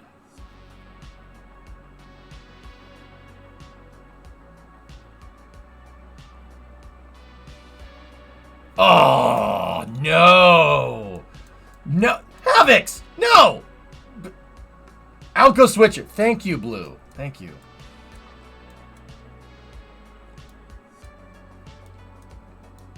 Alco. Alco. You know what you need? Checklist. Don't you dare.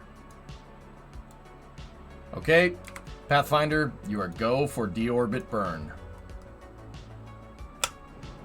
The Gala 24 is a better engine for your scout. No, this is a very real thing. GP38s are dumb, okay? They're dumb. You know what's good? Alco switchers. Okay? There's a reason why they used Alco switchers to tow Titan rockets to the pad. Because Alco switchers are better. Think of the visibility! Think of the visibility! Well, GP38s are good, but also, you never dealt with Alcos. Yeah, alright, well, that's... Yeah, alright, that's fair. Okay, you have some skills.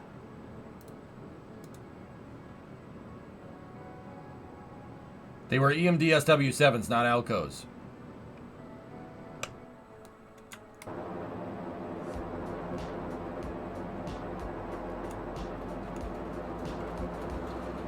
You might be right.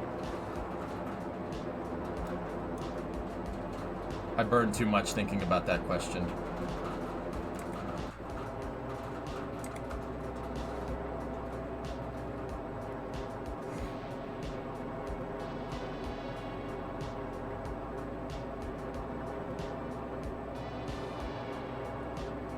Okay.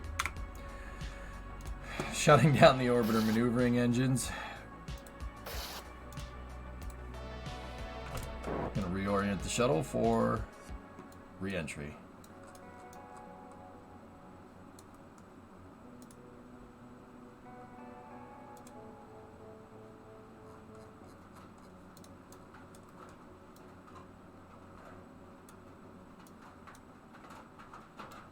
The piss is just fine. The piss is just chilling in my payload bay. Have you seen Armageddon's? There's some great comedic lines in it. Yes, you are right. Armageddon is a great comedy movie.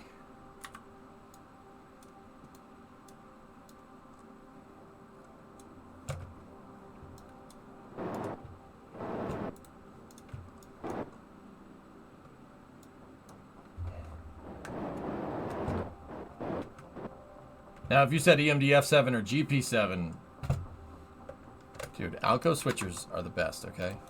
Alco switcher. Oh. Alco switcher.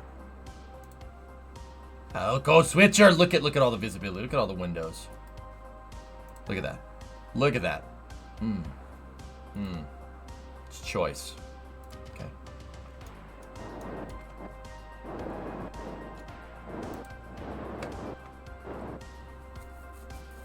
Those engines are terrible from a user standpoint. How dare you? How dare you talk blasphemy in my chat?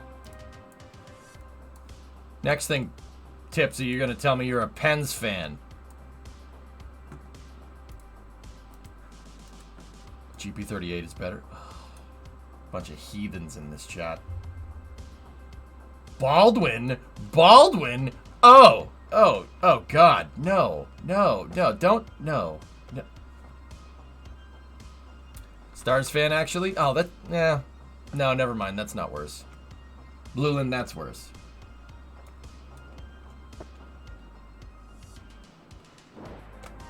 Ew. SMH my face, chat.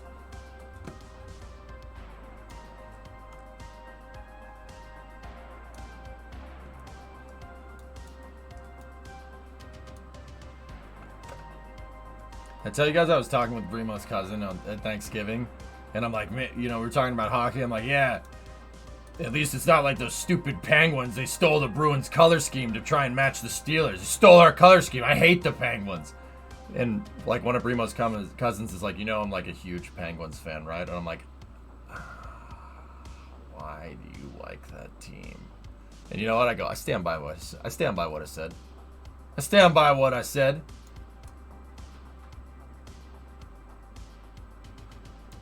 Bro, I always cheer for the Bees when the Penguins get kicked out of the playoffs. What the frick? No. Y'all are welcome for your coach, by the way. Classic Bruins fan, just rude. Yeah, you know, you're just managing expectations, as Tom Cruise would say. How do you feel about John Henry owning the Penguins? I have mixed emotions. There. Discovery, go and There's so many GP38s in operation, not that many Alco switchers. That proves your point. Survivor's biased, Green. That proves nothing. Kerbal against Bristol, baby. Yep, let me get that shuttle back down, and then we're racing Bristol tonight, boy. We racing Bristol tonight, boy. I'll tell you what. Let me just keep an eye on my reentry. All right, we're looking good. It's about to get hot. How about Bezos supposedly owning the Commanders eventually? I don't know, Havocs. Jeff Bezos has acquired so many things over time. When he buys another thing, I'm just like, yeah, all right. That's cool, I think.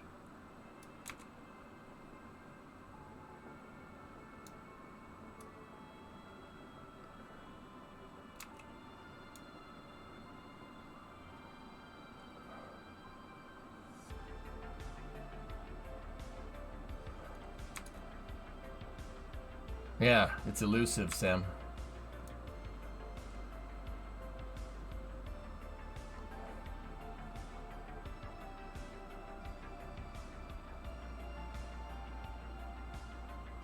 $4884. Of course.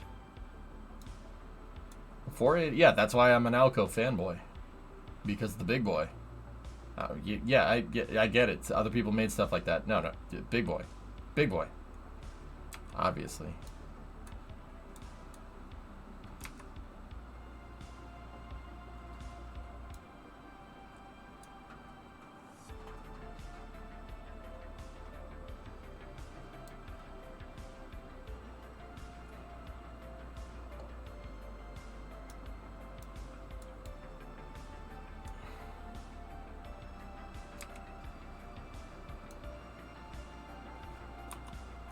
Thermal's looking good.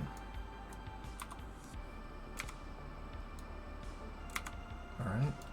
Bring the nose of this sucker down a little ways.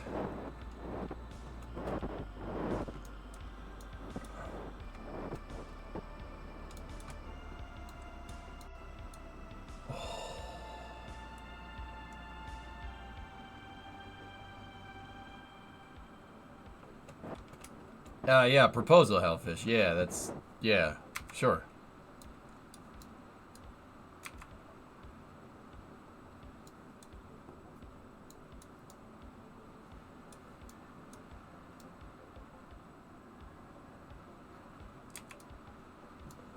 Okay, reentry's still looking good. Pathfinder is in a signal blackout here.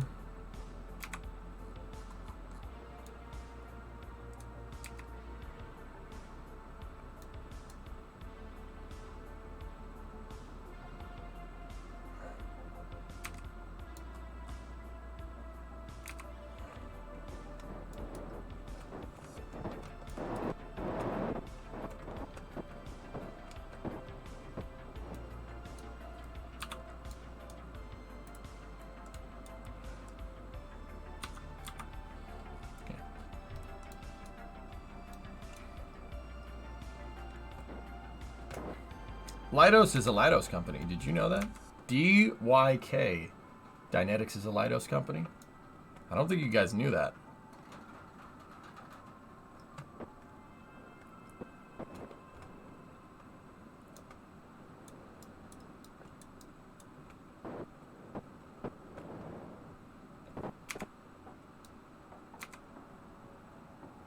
I'll never understand being the fan of a sports team. I can understand being a fan of particularly good players, but players usually aren't permanently tied to any team. It's like being a fan of a brand.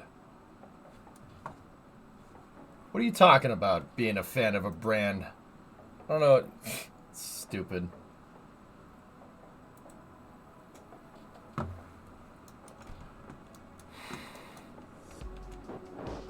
can't talk about it anymore, Jonas. It's giving me a headache. Ah, new print. Little. Yellow. Different.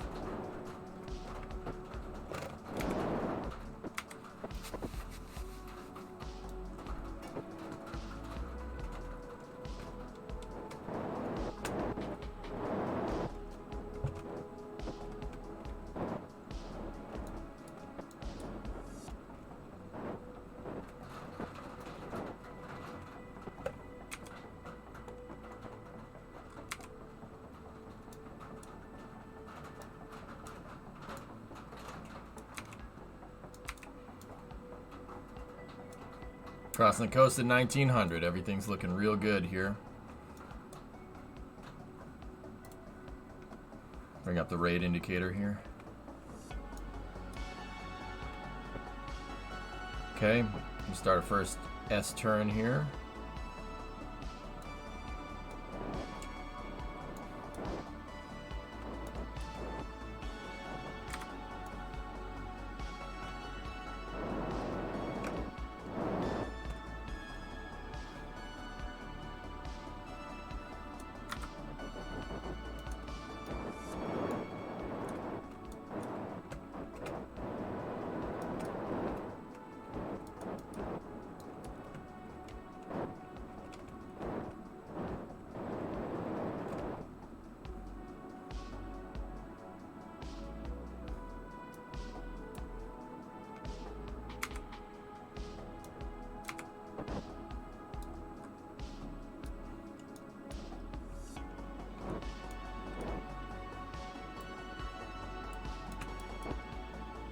Okay, roll reversal, second S turn.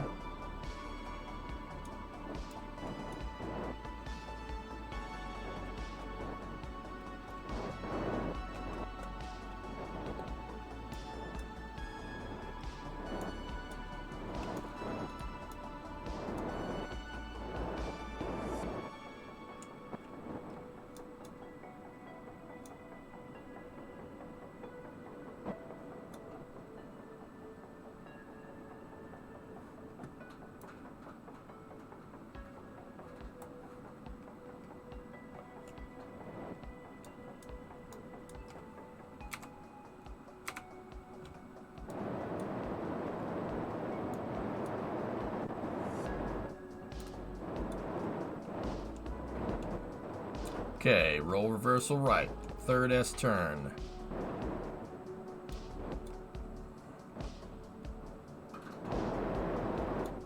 See the eclipse up there? That's pretty neat.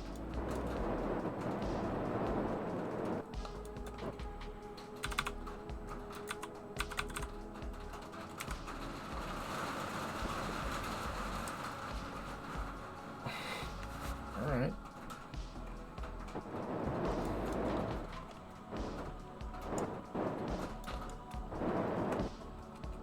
Okay, Pathfinder, this is Control, UHF comm check.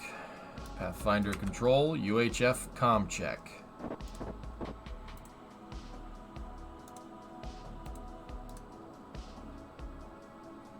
Pathfinder, UHF comm check.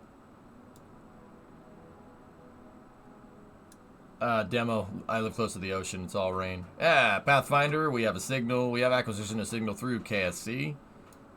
Pathfinder UHF comm check confirmed. Everything's looking real good.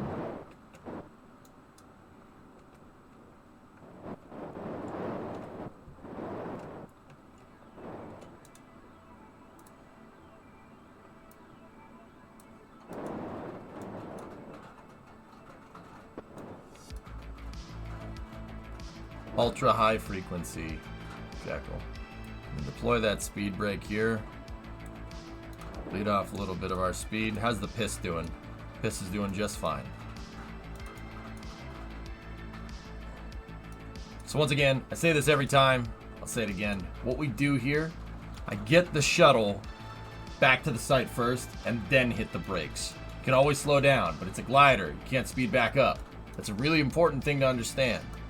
If you're playing Kerbal and you have something that you can steer through re-entry, because the shuttle has wings, for instance, it makes more sense to get here and hit the brakes first. I always overshoot every time. Always make sure to overshoot. You can always turn around and slow down. Now, we're just gonna do a nice roly-poly around here. Okay. We don't need the RCS anymore.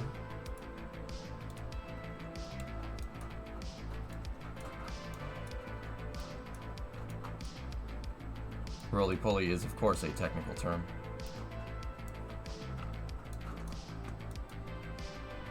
Lisbon's gonna move this vehicle around for a heading alignment here. Sonic booms were just heard. Down at the Kerbal Space Center. Bit sonic boom from Sean. Thank you.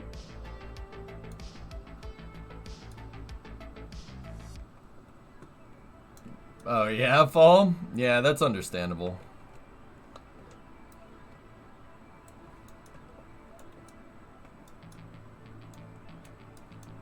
Pathfinder now moving on to a final heading alignment here.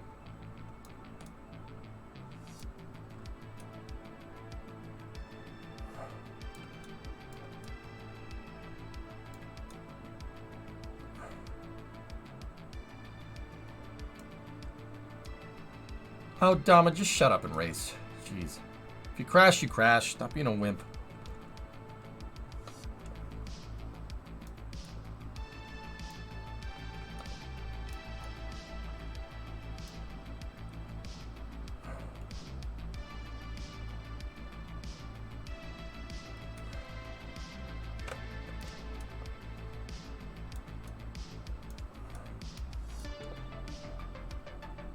Is Jeb grounded? No.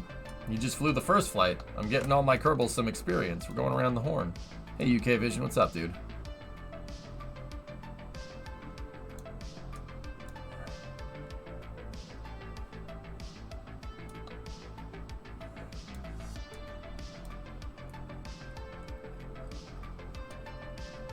Yeah, it's quite the dive yarg, and we're decelerating.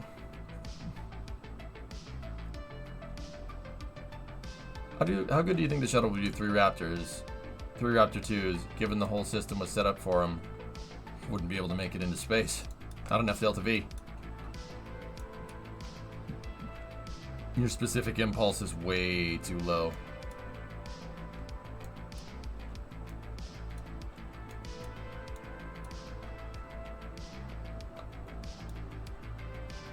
Nice to see the shuttle out to play. Absolutely. Lisbon now working on the final heading alignment here. Yeah, Hellfish, if you just replace these straight with 3 Raptors, your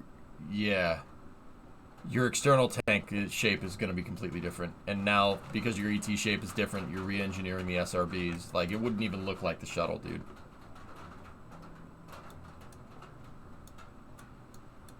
Dude, these engines make 450 seconds specific impulse. 450. Discovery, go at throttle. Shuttle engines. They're insane. That's ridiculous. Hey, Achilles, 29-month resub. All right. Shuttle is now completing its final heading alignment turn here.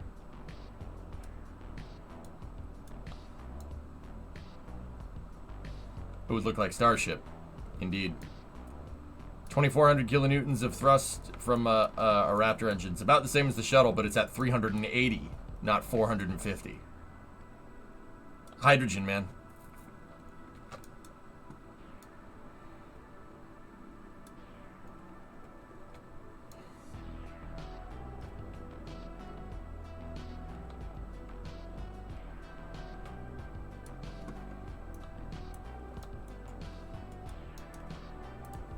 You're coming. Ground altimeter is on.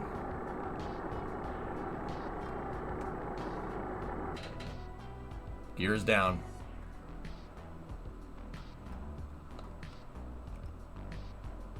$50, $40, $30, $20, $10, $5. Touchdown. 5, 4, 3, 2, 1. Touchdown.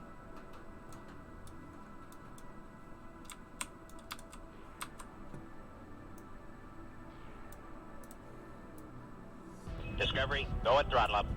Control, Pathfinder's on the rollout. Jonathan, 38-month resub. So it would have more mass, but volume-wise, would the ET be any larger? You would need a much bigger liquid oxygen tank, Yarg. You'd have to swap the methane. Methane would need to be up top. Oxygen would need to be down the bottom. Yeah. No drugs. No. We don't need drugs.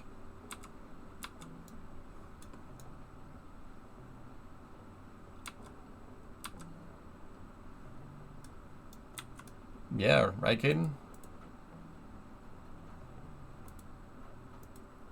That makes me wonder, do you have torque enabled? Nope. Nope, no wheel authority on this thing. No control moment gyros on the shuttle. It uses RCS to stay on an even keel. Yeah, we landed during an eclipse, that's right.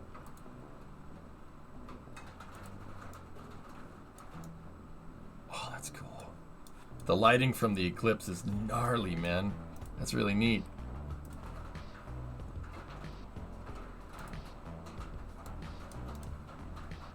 Okay.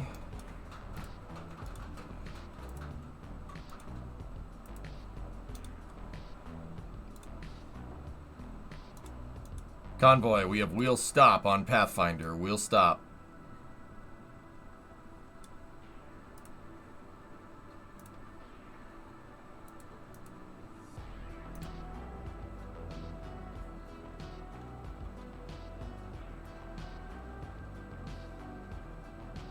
Are you gonna make a pad for it? Nope.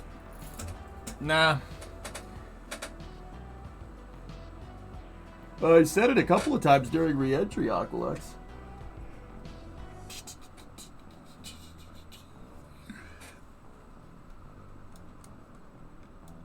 Who is that? Who are you? Why do you keep showing up? Why is my truck destroyed?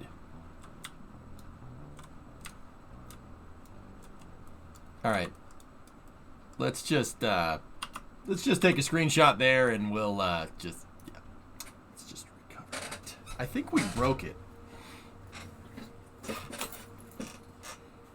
I don't know, Yarg. The E4 Mafia strikes again. Underrated comment. That truck ain't right, boy. I tell you what. Alright, let's fill out the mission log here. We have nominal deploy on Tidris 2. Mission success! Landed runway 27. Okay, fine. Save. We gotta go fly the shuttle again. That's just a glitch, chilling. Yeah, somebody took my stair truck for a joyride. See that? SMH my face.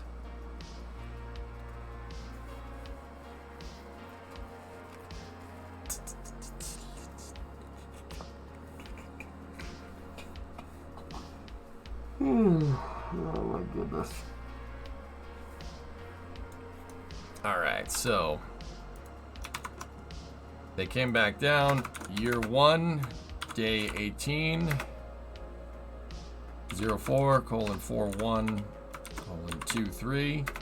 Total mission elapsed time, 1 day. 1 day, 3 hours, 43 minutes, 21 seconds.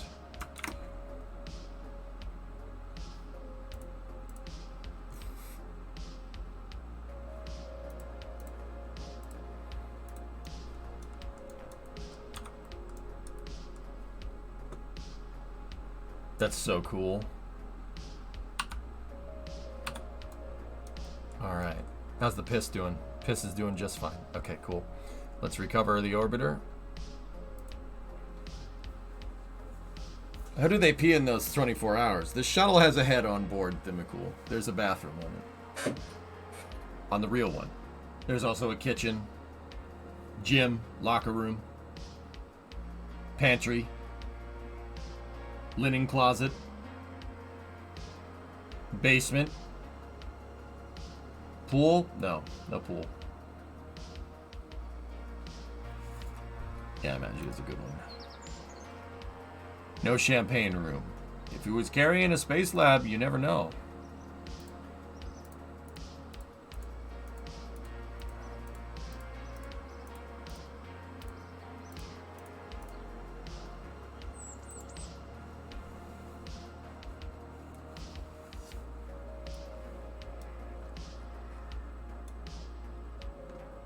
Tejas 2 is in the right orbit. There we go. Perfect.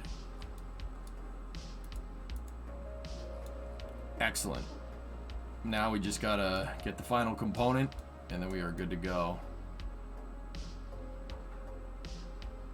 Kerbals will have to examine the piss when they recertify the vehicle for flight. Yeah, sure. Where's Tejas 3 going? Right there is where it's gonna end up.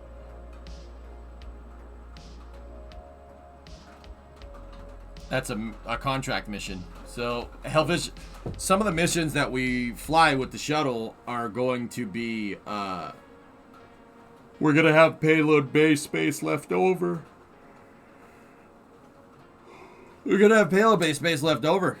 This is why I wanted to do careers, so we could get some contract missions, you know what I'm saying? Alright, cool. Another good mission. Tejas 3 will be on Monday.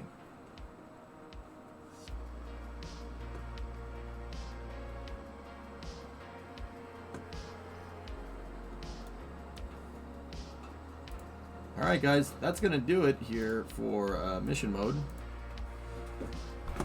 I hope you guys enjoyed the Falcon 9 flights today, getting the ground station set up. We made a lot of progress. We're making good progress trying to get a shuttle mission in a day. That's the plan. So Tejas 3 is scheduled to launch for us here on Monday afternoon.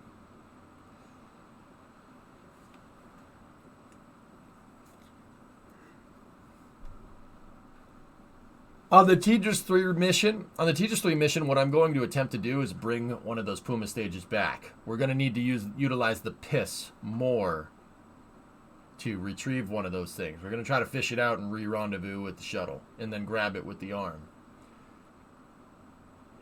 Tejas 2 is at the bottom of the ocean, Nulty, if you really want to know. Tejas B is what it's called. Yeah, it's at the bottom of the ocean.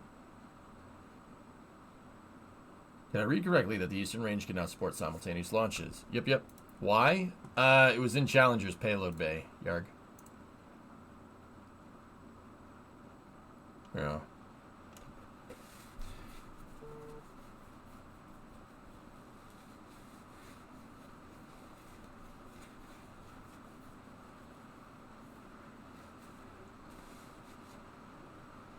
Oh, I thought we were talking about in-game. No, my satellites are working just fine.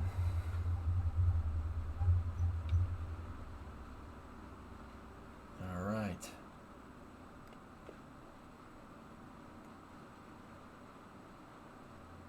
Nice one. Great stuff as always. I do wonder if Tejas 3 will also have a shuttle high gain antenna crimping issue. We'll see if I remember on Monday.